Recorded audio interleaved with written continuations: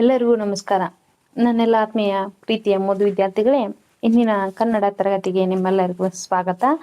ಇಂದು ನಾವು 7ನೇ ತರಗತಿಯ 8ನೇ ಪದ್ಯ ಭಾಗವಾಗಿರುವಂತಹ ಅಭಿಮನ್ಯುವಿನ ಪರಾಕ್ರಮ ಈ ಪಾಠದ ಸಾರಾಂಶವನ್ನ, ಪದ್ಯ ಭಾಗದ ಸಾರಾಂಶವನ್ನ, ಪದಗಳ ಅರ್ಥವನ್ನ, ಪೂರಕ ಟಿಪ್ಪಣಿಗಳನ್ನ ಹಾಗೂ ಕವಿಗಳ ಪರಿಚಯವನ್ನ ಮತ್ತು ಎಲ್ಲ ಸಂಪೂರ್ಣವಾದಂತಹ ಮಾಹಿತಿಯನ್ನು ನಾವೇನು ಮಾಡೋಣ ಇಂದಿನ ಕ್ಲಾಸ್ನಲ್ಲಿ ಅಂದರೆ ಇಂದಿನ ವರ್ಗದಲ್ಲಿ ನಾವೆಲ್ಲ ನೋಡೋಣ. ಅದಕ್ಕಿಂತ ಮುಂಚೆ ಅಭಿಮನ್ಯು ಅಂದರೆ ಹೆಸರು ಕೇಳಿದ ತಕ್ಷಣ ಏನು ಅನ್ಸುತ್ತಾ? ಒಬ್ಬ ಪರಾಕ್ರಮಶಾಲಿಯಾಗಿರುವಂಥ ಒಂದು ವೀರ ಬಾಲಕ. ಈತ ಅರ್ಜುನ ಮತ್ತು ಸುಭದ್ರೆಯರ ಮಗ. ತನ್ನ ದೊಡ್ಡಪ್ಪನಾಗಿರ್ತಕ್ಕಂತಹ ಧರ್ಮರಾಯನು ಚಿಂತೆಯಲ್ಲಿ ಮುಳುಗಿರ್ತಾನ. ಯಾವುದ್ರ ಚಿಂತೆ ಅಂದ್ರೆ ಮಹಾಭಾರತ ಯುದ್ಧ, ಕುರುಕ್ಷೇತ್ರ ನಡೆದಿರುವಂಥ ಸಂದರ್ಭದಲ್ಲಿ ಏನಾಗಿರ್ತೈತಮ್ಮ ಅಂದ್ರೆ ಅರ್ಜುನ ಮತ್ತು ಕೃಷ್ಣಾರ್ಜುನರು ಏನ್ ಮಾಡಿರ್ತಾರ, ತುಂಬಾ ದೂರ ಹೋಗಿರ್ತಾರ. ಅವಾಗ ದ್ರೋಣಾಚಾರ್ಯರು ರಚಿಸಿರುವಂತಹ ಪದ್ಮವ್ಯೂಹ ಏನ್ ಚಕ್ರವ್ಯೂಹದಲ್ಲಿ ಅದನ್ನ ಭೇದಿಸಿ ಬರುವಂತ ಕಲೆ ಗೊತ್ತಿರೋದು ಪಾಂಡವರಲ್ಲಿ ಇಬ್ಬರಿಗೆ, ಒಂದು ಅರ್ಜುನನಿಗೆ, ಇನ್ನೊಂದು ಕೃಷ್ಣನಿಗೆ. ಅದು ಬಿಟ್ರೆ ಅಭಿಮನ್ಯುವಿನಿಗೆ ಒಳಗಡೆ ಹೋಗುವುದು ಮಾತ್ರ ಗೊತ್ತಿರತ್ತೆ ಹೊರತು ಹೊರಗಡೆ ಅದರಿಂದ ಪದ್ಮವ್ಯೂಹವನ್ನ ಭೇದಿಸಿ ಹೊರಗಡೆ ಬರುವುದು ಗೊತ್ತಿರುವುದಿಲ್ಲ. ಹೀಗಾಗಿ ಅಂತ ಸಂದರ್ಭದಲ್ಲಿ ಚಿಂತಾಕ್ರಾಂತನಾಗಿ ಕುಳಿತುಕೊಂಡಿರುವಂತಹ ಸಂದರ್ಭದಲ್ಲಿ ಅಭಿಮನ್ಯು ತನ್ನ ದೊಡ್ಡಪ್ಪನ ಹತ್ರ ಬಂದು ಏನೇನು ಹೇಳ್ತಾನ, ಯಾವ ಮಾತುಗಳ ಮುಖಾಂತರ ದೊಡ್ಡಪ್ಪನನ್ನ ಒಲಿಸ್ತಾನೆ ಎಂಬುದ್ರ ಬಗ್ಗೆ ಈ ಪದ್ಯ ಭಾಗವನ್ನ ಕುಮಾರವ್ಯಾಸರು ಏನ್ ಮಾಡ ತುಂಬಾ ಅದ್ಭುತವಾಗಿ ಮನೋಜ್ಞವಾಗಿ ಇದರಲ್ಲಿ ತಿಳಿಸಿಕೊಟ್ಟಿದಾರ. ಬನ್ನಿ ಮಕ್ಕಳೇ ನೋಡೋಣ ಯಾವ ರೀತಿ ಪದ್ಯ ಭಾಗವನ್ನ ರಚನೆ ಮಾಡಿದಾರೆ ಕುಮಾರವ್ಯಾಸರು ಎಂಬುದ್ರ ಬಗ್ಗೆ. ಮೊದಲನೇದಾಗಿ ಅವರ ಕವಿಗಳ ಪರಿಚಯ ನೋಡ್ಕೊಂಡು ಆಮೇಲೆ ಪದಗಳ ಅರ್ಥವನ್ನೆಲ್ಲ ನೋಡ್ಕೊಂಡು ಪಾಠವನ್ನ ಪ್ರಾರಂಭಿಸೋಣ. ಬನ್ನಿ. 7ನೇ ತರಗತಿ 8ನೇ ಪದ್ಯ ಭಾಗ ಅಭಿಮನ್ಯು ಪರಾಕ್ರಮ. ಕವಿಗಳು ಯಾರು? ಕುಮಾರವ್ಯಾಸ. ಅವ್ರ ಪರಿಚಯವನ್ನ ನೋಡ್ಕೊಂಡು ಬರೋಣ. ಕೃತಿಕಾರರ ಪರಿಚಯ. ಕುಮಾರವ್ಯಾಸನ ಮೂಲ ಹೆಸರು ನಾರಣಪ್ಪ. ಗದುಗಿನ ನಾರಣಪ್ಪ ಎಂದು ಸಾಮಾನ್ಯವಾಗಿ ಕುಮಾರವ್ಯಾಸನನ್ನು ಕರೆಯಲಾಗುತ್ತದೆ. ಕವಿಯ ಕಾವ್ಯನಾಮ ಕುಮಾರವ್ಯಾಸ. ಕಾಲ ಸುಮಾರು ಶಾಲಿವಾಹನ ಶಕೆ 1430 ಎಂದು ನಿಗದಿಪಡಿಸಲಾಗಿದೆ. ನೋಡಿ, ಕುಮಾರವ್ಯಾಸನ ಮೂಲ ಹೆಸರೇನು? ನಾರಣಪ್ಪ. ಗದುಗಿನ ನಾರಣಪ್ಪ ಅಂತ ಇವ್ರನ್ನ ಸಾಮಾನ್ಯವಾಗಿ ಜನಸಾಮಾನ್ಯರು ಕರಿತಾ ಇದ್ರು. ಹೀಗಾಗಿ ಗದುಗಿನ ನಾರಣಪ್ಪ ಅಂದು ಕುಮಾರವ್ಯಾಸ ಅಂತ ಕರೆಯಲು ಪ್ರಾರಂಭ ಮಾಡಿದ್ರು. ಹೀಗಾಗಿ ಗದುಗಿನ ನಾರಣಪ್ಪ ಅಥವಾ ಕುಮಾರವ್ಯಾಸನ ಕಾವ್ಯನಾಮ ಯಾವುದಂದ್ರ ಕುಮಾರವ್ಯಾಸ. ಇವರು ಬದುಕಿರುವಂತಹ ಜೀವಿತ ಅವಧಿ ಯಾವಾಗಂದ್ರ 1430 ಅಂತೇಳಿ ನಿಗದಿನ ಪಡಿಸಲಾಗಿದೆ. ಕುಮಾರವ್ಯಾಸ ಕವಿಯ ಹುಟ್ಟೂರು ಈಗಿನ ಗದಗ ಜಿಲ್ಲೆಯಲ್ಲಿರುವ ಕೋಳಿವಾಡ ಗ್ರಾಮ. ಕಾವ್ಯ ರಚನೆಯನ್ನು ಮಾಡಿದ್ದು ಗದುಗಿನ ವೀರನಾರಾಯಣನ ಗುಡಿಯಲ್ಲಿ. ಈಗಲೂ ಸಹ ಆ ಗುಡಿಯಲ್ಲಿರುವ ಒಂದು ಕಂಬಕ್ಕೆ ಕುಮಾರವ್ಯಾಸನ ಕಂಬ ಎಂದು ಕರೆಯಲಾಗುತ್ತದೆ. ಕುಮಾರವ್ಯಾಸ ಈ ಕಂಬದ ಅಡಿಯಲ್ಲಿ ಈ ಕಾವ್ಯವನ್ನು ರಚಿಸಿ ಓದುತ್ತಿದ್ದರು ಎಂಬ ಪ್ರತೀತಿ ಇದೆ. ನೋಡಿ, ಕುಮಾರವ್ಯಾಸನ ಹುಟ್ಟೂರು ಯಾವಪ್ಪ ಅಂದ್ರೆ ನಮ್ಮ ಗದಗ ಜಿಲ್ಲೆಯಲ್ಲಿರ್ತಕ್ಕಂತಹ ಕೋಳಿವಾಡ ಅನ್ನುವಂತಹ ಒಂದು ಗ್ರಾಮ. ಇವರು ಸಂಪೂರ್ಣ ಕಾವ್ಯ ರಚನೆಯನ್ನೆಲ್ಲ ಮಾಡಿದ್ದು ಗದುಗಿನ ವೀರನಾರಾಯಣ ಅನ್ನುವಂತಹ ಒಂದು ಗರ್ಭಗುಡಿಯಲ್ಲಿ. ಹೀಗಾಗಿ ಆ ಗುಡಿಯಲ್ಲಿ ಏನ್ ಮಾಡಿದ್ರ, ಈಗಲೂ ಸಹ ಅಲ್ಲೊಂದು ಕಂಬಕ್ಕೆ ಇದು ಕುಮಾರವ್ಯಾಸನ ಕಂಬ ಅಂತ ಕರೀತಾರೆ. ಯಾಕೆ ಕರೀತಾರಪ್ಪ ಅಂತಂದ್ರ ಅಲ್ಲಿ ಆ ಕಂಬದ ಅಡಿಯಲ್ಲೇ ಈ ಕುಮಾರವ್ಯಾಸ ಏನ್ ಮಾಡ್ತಾ ಇದ್ರು, ತಮ್ಮ ಕಾವ್ಯ ರಚನೆ ಮಾಡಿ ಓದ್ತಾ ಇದ್ರು ಅನ್ನುವಂತ ಒಂದು ಪ್ರತೀತಿ ಇರುವುದರಿಂದ ಆ ಕಂಬಕ್ಕೆ ಕುಮಾರವ್ಯಾಸನ ಕಂಬ ಅನ್ನುವಂತ ಒಂದು ಹೆಸರು ಬಂದಿದೆ. ಕುಮಾರವ್ಯಾಸನ ಪ್ರಸಿದ್ಧ ಕೃತಿ ಕರ್ನಾಟ ಭಾರತ ಕಥಾಮಂಜರಿ. ನೋಡಿ ಮಕ್ಕಳೇ, ಇದನ್ನ ಮಾತ್ರ ಮರಿಬೇಡಿ. ಕುಮಾರವ್ಯಾಸನ ಪ್ರಸಿದ್ಧವಾದಂತಹ ಕೃತಿ ಯಾವ್ದಪ್ಪ ಅಂದ್ರೆ ಕರ್ನಾಟ ಭಾರತ ಕಥಾಮಂಜರಿ ಅನ್ನುವಂತಹ ಕೃತಿ. ಅದಕ್ಕೆ ಗದುಗಿನ ಭಾರತ, ಕನ್ನಡ ಭಾರತ, ಕುಮಾರವ್ಯಾಸ ಭಾರತ ಎಂದು ಕರೆಯಲಾಗುತ್ತದೆ. ನೋಡಿ, ಈ ಕುಮಾರವ್ಯಾಸ ರಚಿಸಿರುವಂತಹ ಕರ್ನಾಟ ಭಾರತ ಕಥಾಮಂಜರಿ ಎನ್ನುವಂತಹ ಒಂದು ಕೃತಿಗೆ ಯಾವ್ಯಾವ ಹೆಸರಿನಿಂದ ಕರೀತಾರಪ್ಪ ಅಂದ್ರೆ ಗದುಗಿನ ಭಾರತ, ಕನ್ನಡ ಭಾರತ, ಕುಮಾರವ್ಯಾಸ ಭಾರತ ಅಂತೆ ಕರೀತಾರ. ಕನ್ನಡ ಸಾಹಿತ್ಯದಲ್ಲಿ ಮೇರುಕೃತಿಯಾಗಿ ಪರಿಗಣಿತವಾಗಿರುವ ಕನ್ನಡ ಭಾರತ 10 ಪರ್ವಗಳನ್ನು ಒಳಗೊಂಡಿದೆ. ಒಟ್ಟು ಎಷ್ಟು ಪರ್ವ? 10 ಪರ್ವಗಳನ್ನು ಒಳಗೊಂಡಿರುವಂತಹ ಒಂದು ಕೃತಿ ಆಗೈತಿ. ನಮ್ಮ ಕನ್ನಡ ಸಾಹಿತ್ಯದಲ್ಲಿ ಅತ್ಯಂತ ಪ್ರಸಿದ್ಧವಾದಂತಹ ಕೃತಿ. ಸಂಪೂರ್ಣ ಕಾವ್ಯ ಭಾಮಿನಿ ಷಟ್ಪದಿ ಛಂದಸ್ಸಿನಲ್ಲಿ ರಚಿತವಾಗಿದೆ. ನೋಡಿ, ಇದು ಎಲ್ಲ ಯಾವ ಷಟ್ಪದಿ ಒಳಗೈತಪ್ಪ? ಕುಮಾರವ್ಯಾಸನ ಕರ್ನಾಟ ಭಾರತ ಕಥಾಮಂಜರಿ ಅನ್ನುವಂಥದ್ದಂದ್ರ ಭಾಮಿನಿ ಷಟ್ಪದಿ ಒಳಗ ರಚಿತವಾಗಿದೆ. ಕವಿಯ ಕಾವ್ಯ ಪ್ರತಿಭೆ ಪೂರ್ಣ ಶಕ್ತಿಯಲ್ಲಿ ಹೊರಹೊಮ್ಮುವುದು ರೂಪಕಗಳಲ್ಲಿ. ಇದೇ ಕಾರಣಕ್ಕಾಗಿ ಕುಮಾರವ್ಯಾಸ ರೂಪಕ ಸಾಮ್ರಾಜ್ಯ ಚಕ್ರವರ್ತಿ ಎಂಬ ಖ್ಯಾತಿ ಪಡೆದಿದ್ದಾರೆ. ನೋಡಿ, ಹೀಗಾಗಿ ಇವರನ್ನ ಏನಂತ ಕರೀತಾರ? ರೂಪಕ ಸಾಮ್ರಾಜ್ಯದ ಚಕ್ರವರ್ತಿ ಅಂತ ಕರೀತಾರೆ. ಯಾಕಂದ್ರೆ ಇವರ ಇಡೀ ಕಾವ್ಯ ಪ್ರತಿಭೆ ಎಲ್ಲ ಇರುವುದೆಲ್ಲ ರೂಪಕಗಳಲ್ಲಿರುವುದರಿಂದ ರೂಪಕ ಸಾಮ್ರಾಜ್ಯ ಚಕ್ರವರ್ತಿ ಅಂತ ಕರೀತಾರ. ಕುಮಾರವ್ಯಾಸ ಈ ಪ್ರತಿಭೆಗೆ ಕನ್ನಡಿಯಾಗಿ ರಾಷ್ಟ್ರಕವಿ ಕುವೆಂಪು ಅವರ ಈ ಸಾಲುಗಳನ್ನು ನೋಡಿ ಏನಂತ ಬರೀತಾರ, ನಮ್ಮ ಜ್ಞಾನಪೀಠ ಪ್ರಶಸ್ತಿ ವಿಜೇತೆ ಹಾಗೂ ರಾಷ್ಟ್ರಕವಿ ಕುವೆಂಪು ಅವ್ರು ಏನ್ ಬರೀತಾರಪ್ಪ, ಕುಮಾರವ್ಯಾಸನು ಹಾಡಿದನೆಂದರೆ ಕಲಿಯುಗ ದ್ವಾಪರ ಯುಗವಾಗುವುದು. ನೋಡ್ರಿ, ಕುಮಾರವ್ಯಾಸ ಹಾಡ್ಲಿಕ್ಕೆ ಪ್ರಾರಂಭ ಮಾಡಿದಂದ್ರ ಕಲಿಯುಗ ಕೂಡ ದ್ವಾಪರ ಯುಗ ಅಂದ್ರೆ ಶ್ರೀಕೃಷ್ಣನ ಕಾಲ ಆಗ್ತತಿ. ಭಾರತ ಕಣ್ಣಲ್ಲಿ ಕುಣಿಯುವುದು, ಮೈಯಲ್ಲಿ ಮಿಂಚಿನ ಹೊಳಿ ತುಳುಕಾಡುವುದು. ನೋಡಿ, ನಮ್ಮ ಭಾರತ ದೇಶದ ಸಂಪೂರ್ಣ ಚರಿತ್ರೆಯನ್ನು ಬಿಚ್ಚಿರುವಂತಹ ಈ ಕುಮಾರವ್ಯಾಸ ಯಾವ ರೀತಿಯಾಗಿ ಬರೀತಾರಪ್ಪ ಅಂದ್ರ, ಇವ್ರ ಪದಗಳು ಅತ್ಯಂತ ಅದ್ಭುತವಾಗಿ ಮನೋಜ್ಞವಾಗಿ ಮೂಡಿ ಬಂದಿರ್ತಾವ ಅಂತ ಹೇಳಿ ಹೇಳ್ತಾರ. ಪದಗಳ ಅರ್ಥವನ್ನ ನೋಡೋಣ. ಜನಪ ಅಂದ್ರ ರಾಜ, ಇಲ್ಲಿ ಧರ್ಮರಾಯ. ಅಂಗ್ರಿ ಅಂದ್ರ ಪಾದ, ಮಣಿ ಅಂದ್ರ ನಮಸ್ಕರಿಸು, ಬೆಸಸು ಅಂದ್ರ ಅಪ್ಪನೆ ಮಾಡು, ಬೊಪ್ಪ ಅಂದ್ರ ತಂದೆ, ಇಲ್ಲಿ ದೊಡ್ಡಪ್ಪ ಅಂತ ಕರೆಯಲಾಗ್ತತಿ. ಆಹ್ವ ಅಂದ್ರ ಯುದ್ಧ, ಭೇದನ ಅಂದ್ರ ಮುರಿಯುವುದು, ಅಣುವರ ಅಂದ್ರ ಯುದ್ಧ, ಕೃತಾಂತ ಅಂದ್ರ ಯಮ, ಅಹಿತರು ಅಂದ್ರ ಹಿತವಲ್ಲದವರು, ವೈರಿಗಳು ಅಂದ್ರ ಕಾಳಗ, ಯುದ್ಧ. ಅಸೂರೆ ಅಂದ್ರ ಮಗು, ಅದಟು ಅಂದ್ರ ಪರಾಕ್ರಮ, ಶೌರ್ಯ, ಘನ ಅಂದ್ರ ದೊಡ್ಡ, ಶಿಶು ಅಂದ್ರ ಮಗು, ಕಾದುವರು ಅಂದ್ರ ಯುದ್ಧ ಮಾಡುವವರು, ಅಸಮಬಲ ಅಂದ್ರ ಸಮಾನವಲ್ಲದ ಶಕ್ತಿ ಉಳ್ಳವರು, ಎಸುಗೆ ಅಂದ್ರ ಬಾಣ ಪ್ರಯೋಗ, ಸೈರಿಸು ಅಂತಂದ್ರ ತಡೆದುಕೊಳ್ಳುವುದು, ಆಪೆ ಅಂದ್ರ ಸಮರ್ಥನಾಗುವೆ, ತೊರೆ ಅಂದ್ರ ನದಿ ಹೊಳೆ ಅಂತ ಕರಿತೀವಿ, ಮರಿಚಿ ಅಂದ್ರ ಮೃಗಜಲ, ನೀರು ಎಂಬ ಭ್ರಮೆಯ ಸೃಷ್ಟಿ, ಹರುಗೋಲ ಅಂದ್ರ ನಾವೆ ಅಥವಾ ಧೋನಿ, ಲೆಪ್ಪ ಅಂದ್ರ ವಿಗ್ರಹಗಳನ್ನ ಮಾಡಲು ಬಳಸುವಂತಹ ಒಂದು ಎರಕ, ಉರಗ ಅಂದ್ರ ಹಾವು, ಕೋಡನ ಮಗ ಅಂದ್ರ ದ್ರೋಣ, ಕುಮಂತ್ರ ಅಂದ್ರ ಮೋಸದ ಆಲೋಚನೆ, ಮೋಸದಿಂದ ಪ್ಲಾನ್ ಮಾಡುವುದಂತ, ದಂಡು ಅಂದ್ರ ಸೈನ್ಯ, ಅಂಜು ಅಂದ್ರ ಹೆದರು, ವೆಗ್ಗಳ ಅಂದ್ರ ಅತಿಯಾಗಿ, ಅಮ್ಮೆ ಅಂದ್ರ ಸಾಧ್ಯವಿಲ್ಲ ಅಂತ, ವೈರಿ ಅಂದ್ರ ಶತ್ರು, ವ್ಯೂಹ ಅಂದ್ರ ಸೈನ್ಯವನ್ನ ಒಂದು ವಿಶಿಷ್ಟ ರೀತಿಯಲ್ಲಿ ನಿಲ್ಲಿಸುವಂತಹ ಒಂದು ಕ್ರಮ, ಅಸದಳ ಅಂದ್ರ ಅಸಾಧ್ಯ, ಅತಿಶಯ, ಇಂದೂಧರ ಅಂದ್ರ ಚಂದ್ರನನ್ನ ಧರಿಸಿರುವವ ಶಿವ,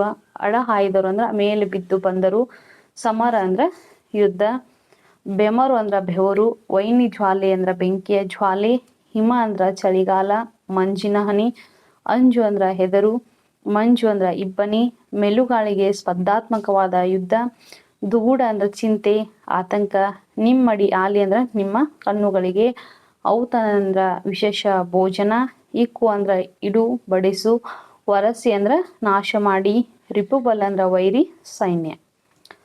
ನೆಕ್ಸ್ಟ್ ನೋಡಿ, ಅರಿಬಲ ಅಂದ್ರ ವೈರಿ ಸೈನ್ಯ, ಕಂಡಿಗೆರೆ ಅಂದ್ರ ನಾಶಪಡಿಸು, ಮೋಹರ ಅಂದ್ರ ಸೈನ್ಯ, ನೇಮ ಅಂದ್ರ ಅಪ್ಪನೆ, ಆಹ್ವ ಅಂದ್ರ ಯುದ್ಧ. ಇಲ್ಲಿ ಕೆಲವೊಂದು ಟಿಪ್ಪಣಿಗಳನ್ನ ಕೊಟ್ಟಾರ, ಬನ್ನಿ ನೋಡೋಣ. ಅಭಿಮನ್ಯು ಯಾರಂತ ಹೇಳಕತ್ತಾರ, ಅರ್ಜುನ ಸುಭದ್ರೆಯರ ಮಗ, ಇವನಿಗೆ ಪದ್ಮವ್ಯೂಹವನ್ನು ಭೇದಿಸಿ ಒಳಗೆ ಹೋಗುವುದು ತಿಳಿದಿತ್ತು, ಅಲ್ಲಿಂದ ಬಿಡಿಸಿಕೊಂಡು ಬರುವುದು ತಿಳಿದಿರಲಿಲ್ಲ, ಆದರೂ ಹೋರಾಟಕ್ಕೆ ಇಳಿಯುತ್ತಾನೆ. ನೋಡ್ರಿ, ಅಭಿಮನ್ಯು ಮತ್ತು ಯಾರಪ್ಪ ಅಂದ್ರೆ ಅರ್ಜುನ ಮತ್ತು ಸುಭದ್ರೆಯರ ಮಗನಾಗಿರುವಂತಹ ಅಭಿಮನ್ಯುವಿಗೆ ಚಕ್ರವ್ಯೂಹವನ್ನ ಭೇದಿಸಿ ಒಳಗಡೆ ಹೋಗ್ಲಿಕ್ಕೆ ಬರ್ತಾ ಇತ್ತ, ಆದ್ರೆ ಅಲ್ಲಿಂದ ಹೊರಗಡೆ ಬರ್ಲಿಕ್ಕೆ ಆತನಿಗೆ ಗೊತ್ತಿರ್ಲಿಲ್ಲ, ಆದ್ರೂ ಹೋರಾಟವನ್ನ ಮಾಡ್ತಾನ. ಧರ್ಮರಾಯ ಅಂದ್ರ ಪಾಂಡವರಲ್ಲಿ ಹಿರಿಯವ, 5 ಜನ ಪಂಚ ಪಾಂಡವರು ಅಂತ ಹೇಳಿ ಕರಿತೀವಿ, ಹೌದಾ. ಧರ್ಮರಾಯ, ಭೀಮ, ಅರ್ಜುನ, ನಕುಲ, ಸಹದೇವ. ಪದ್ಮ ವ್ಯೂಹ ಅಂತಂದ್ರ ಯುದ್ಧದಲ್ಲಿ ಕಮಲದ ಆಕಾರದಲ್ಲಿ ರಚಿಸಿದ ಸೈನ್ಯ ವ್ಯವಸ್ಥೆ, ಇದಕ್ಕೆ ಚಕ್ರವ್ಯೂಹ ಅಂತಾನು ಕರೀತಾರ. ಮಹಾರಥರು ಅಂದ್ರ ರಥದಲ್ಲಿ ಇದ್ದುಕೊಂಡು ಏಕಾಂಗಿಯಾಗಿ 10,000 ಸೈನಿಕರೊಡನೆ ಯುದ್ಧ ಮಾಡುವ ಸಾಹಸಿಗಳು. ಮರಿಚಿ ಅಂದ್ರ ಬಿಸಿಲು ಕುದುರೆ, ಮೃಗಜಲ, ಬಿಸಿಲಿನ ಸಂದರ್ಭದಲ್ಲಿ ದೂರದಲ್ಲಿ ನೀರು ಇದ್ದಂತೆ ಕಣ್ಣಿಗೆ ಗೋಚರವಾಗುತ್ತದೆ, ಹತ್ತಿರದಲ್ಲಿ ಹೋಗಿ ನೋಡಿದರೆ ನೀರಿರುವುದಿಲ್ಲ, ಅದು ಮರಿಚಿ ಅಥವಾ ಮರೀಚಿಕೆ. ನೋಡಿ, ಇದು ಹೆಚ್ಚಾಗಿ ವಿಶೇಷವಾಗಿ ನಾವು ಮರುಭೂಮಿಗಳಲ್ಲಿ ಕಾಣಬಹುದು, ಆಮೇಲೆ ಹೊಲಗಳಲ್ಲಿ, ಜಮೀನು ಗದ್ದೆಗಳಲ್ಲಿ ದೂರದಿಂದ ನಿಂತು ನೋಡಿದ್ರೆ ಈ ರೀತಿ ನಮಗ ಗೋಚರವಾಗ್ತತಿ. ಗರುಡ ಮಂತ್ರ ಅಂದ್ರ ಹಾವಿಗೂ ಗರುಡನಿಗೂ ವೈರ ಎಂಬ ನಂಬಿಕೆ ಇದೆ, ಹಾವನ್ನು ಹಿಡಿಯಲು ಬಳಸುವಂತ ಮಂತ್ರ. ನೋಡ್ರಿ, ಹಾವಿಗೂ ಮತ್ತು ಗರುಡ ಪಕ್ಷಿಗೂ ಆಗಿ ಬರಲ್ಲ, ಹೀಗಾಗಿ ನಾವು ಹಾವನ್ನು ಹಿಡಿಬೇಕಾದ್ರೆ ಗರುಡ ಮಂತ್ರವನ್ನು ಹಾಕ್ತಾರ ಅನ್ನುವಂತ ಒಂದು ಪ್ರತೀತಿ ಐತಿ. ಕೋಡನ ಮಗ ಯಾರು? ದ್ರೋಣನಿಗೆ ನಾವು ಕೋಡನ ಮಗ ಅಂತ ಕರಿತೀವಿ, ಇವನು ಕೊಡದಲ್ಲಿ ಹುಟ್ಟಿದ ಎಂಬ ಪ್ರತೀತಿ ಐತಿ. ಕೌರವರು ಮತ್ತು ಪಾಂಡವರಿಗೆ ವಿದ್ಯೆ ಹೇಳಿಕೊಟ್ಟ ಗುರು ಯಾರಪ್ಪ ಅಂದ್ರ ದ್ರೋಣಾಚಾರ್ಯರು. ಕೃಪಾ ಅಂದ್ರ ಕೃಪಾಚಾರ್ಯರು ಕೌರವರು ಮತ್ತು ಪಾಂಡವರಿಗೆ ಬಿಲ್ವಿದ್ಯೆ ಹೇಳಿಕೊಟ್ಟಂತಹ ಗುರುಗಳು. ಗುರುನಂದನ ಅಂದ್ರ ದ್ರೋಣನ ಮಗನಾಗಿರುವಂತಹ ಅಶ್ವತ್ಥಾಮನಿಗೆ ಗುರುನಂದನ ಅಂತೆ ಕರಿತಾ ಇದ್ರು. ರಾಧೆಯ ಅಂದ್ರ ಕರ್ಣ, ಇವನು ರಾಧೆಯ ಸಾಕು ಮಗ. ಭೂರಿಶ್ರವ ಅಂದ್ರ ಮಹಾಭಾರತ ಯುದ್ಧದಲ್ಲಿ ದುರ್ಯೋಧನಿಗೆ ಸೈನ್ಯದ ನೆರವು ನೀಡಿದ್ದಲ್ಲದೆ ಅವನ ಪರವಾಗಿ ಯುದ್ಧವನ್ನು ಮಾಡಿದ ಯಾದವ ವೀರ. ನೋಡಿ, ಮಹಾಭಾರತ ಯುದ್ಧದಲ್ಲಿ ದುರ್ಯೋಧನಿಗೆ ಸೈನ್ಯದ ನೆರವನ್ನು ಕೂಡ ಕೊಡ್ತಾನೆ, ಅದಷ್ಟೇ ಅಲ್ಲದೆ ಆತನ ಪರವಾಗಿ ಯುದ್ಧವನ್ನು ಮಾಡಿರುವಂತಹ ಒಬ್ಬ ಯಾದವ ವೀರ. ಜಯದ್ರಥ ಅಂದ್ರೆ ದುರ್ಯೋಧನನ ಪರವಾಗಿ ಯುದ್ಧವನ್ನು ಮಾಡಿದವನು. ದುರ್ಯೋಧನನ ತಂಗಿ ದುಶ್ಶಳೆಯ ಪತಿ. ಈತ ದುರ್ಯೋಧನ ತಂಗಿಯ ಗಂಡ ದುಶ್ಶಳೆಯ ಪತಿಯಾಗಿರ್ತಾನೆ ಜಯದ್ರಥ. ದುರ್ಯೋಧನ ಪರವಾಗಿ ಕುರುಕ್ಷೇತ್ರ ಯುದ್ಧದಲ್ಲಿ ಪಾಲ್ಗೊಂಡವನು. ಪೂರ್ವಕಥೆ ಏನ್ ಹೇಳ್ತತಿ ನೋಡೋಣ. ಮಹಾಭಾರತದಲ್ಲಿ ಪಾಂಡವರು ಮತ್ತು ಕೌರವರು ರಾಜ್ಯಕ್ಕಾಗಿ ಹೋರಾಟ ಮಾಡಿದ ಕಥೆ ಇದೆ. ನೋಡಿ, ಪಾಂಡವರು ಮತ್ತು ಕೌರವರಿಗೆ ನಡೆದಿರುವಂತಹ ಹೋರಾಟ ಯಾವುದಕ್ಕಾಗಿ? ರಾಜ್ಯಕ್ಕಾಗಿ. ಇಬ್ಬರ ನಡುವಿನ ಯುದ್ಧವನ್ನು ಕುರುಕ್ಷೇತ್ರ ಎಂದು ಕರೆಯಲಾಗುತ್ತೆ. ಇವರಿಬ್ಬರ ನಡೆದಿರುವಂತಹ ಯುದ್ಧವನ್ನು ನಾವೇನು ಕರಿತೀವಿ? ಕುರುಕ್ಷೇತ್ರ ಯುದ್ಧ ಅಂತೆ. 18 ದಿನಗಳು ನಡೆದಿರುವಂತಹ ಯುದ್ಧವನ್ನು ನಾವೇನು ಕುರುಕ್ಷೇತ್ರ ಯುದ್ಧ ಅಂತೆ ಕರಿತೀವಿ. ಈ ಕುರುಕ್ಷೇತ್ರ ಯುದ್ಧದಲ್ಲಿ ಕೌರವರ ಕಡೆ ಭೀಷ್ಮ ಮೊದಲ ಸೇನಾಧಿಪತಿ ಆಗಿರ್ತಾನೆ. ಕೌರವರ ಕಡೆ ಯಾರಿರ್ತ? ಭೀಷ್ಮ ಸೇನಾಧಿಪತಿ ಆಗಿರ್ತಾನ. ಕೌರವರ ಕಡೆ ಭೀಷ್ಮನಿಂದ ಹಿಡಿದು ಪ್ರತಿಯೊಬ್ಬರು ಎಲ್ಲರೂ ಕೌರವರ ಕಡೆ ಇರ್ತಾರೆ. ಆದ್ರೆ ಪಾಂಡವರ ಕಡೆ ಕೃಷ್ಣ ಒಬ್ಬರನ್ನ ಬಿಟ್ರೆ ಯಾರೂ ಇರುವುದಿಲ್ಲ. ಹೀಗಾಗಿ ಅವರು ಸತ್ಯದಲ್ಲಿ ಇರುವುದರಿಂದ, ನ್ಯಾಯ ಧರ್ಮದಲ್ಲಿ ಇರುವುದರಿಂದ ಪಾಂಡವರು ಈ ಯುದ್ಧದಲ್ಲಿ ಜಯಶಾಲಿಗಳಾಗ್ತಾರ. ಅವನ ನಂತರ ದ್ರೋಣ ಸೇನಾಧಿಪತಿ ಆಗುತ್ತಾನೆ. ದ್ರೋಣ ಪಾಂಡವರನ್ನು ಗೆಲ್ಲಲು ಪದ್ಮವ್ಯೂಹವನ್ನು ರಚಿಸುತ್ತಾನೆ. ನೋಡಿ, ಭೀಷ್ಮ ಆದ ಮೇಲೆ ಭೀಷ್ಮನ ನಂತರ ಕೌರವರ ಸೇನಾಧಿಪತಿ ಯಾರು? ದ್ರೋಣನಾಗಿರ್ತಾನೆ. ಆದ್ರೆ ಪಾಂಡವರನ್ನ ಗೆಲ್ಬೇಕನ್ನುವಂತ ಉದ್ದೇಶದಿಂದ ಪದ್ಮವ್ಯೂಹವನ್ನ ರಚಿಸ್ತಾನೆ. ಯಾರು? ದ್ರೋಣ. ಈ ವ್ಯೂಹವನ್ನು ಭೇದಿಸಲು ಪಾಂಡವರ ಕಡೆಯಲ್ಲಿ ಕೃಷ್ಣ ಮತ್ತು ಅರ್ಜುನರಿಗೆ ಮಾತ್ರ ತಿಳಿದಿರುತ್ತದೆ. ನೋಡಿ, ಈ ಯುದ್ಧವನ್ನು ಭೇದಿಸಲು ಕೃಷ್ಣ ಮತ್ತು ಅರ್ಜುನರಿಗೆ ಮಾತ್ರ ಗೊತ್ತಿರ್ತೈತಿ, ಉಳಿದವರಿಗೆ ಗೊತ್ತಿರಂಗಿಲ್ಲ.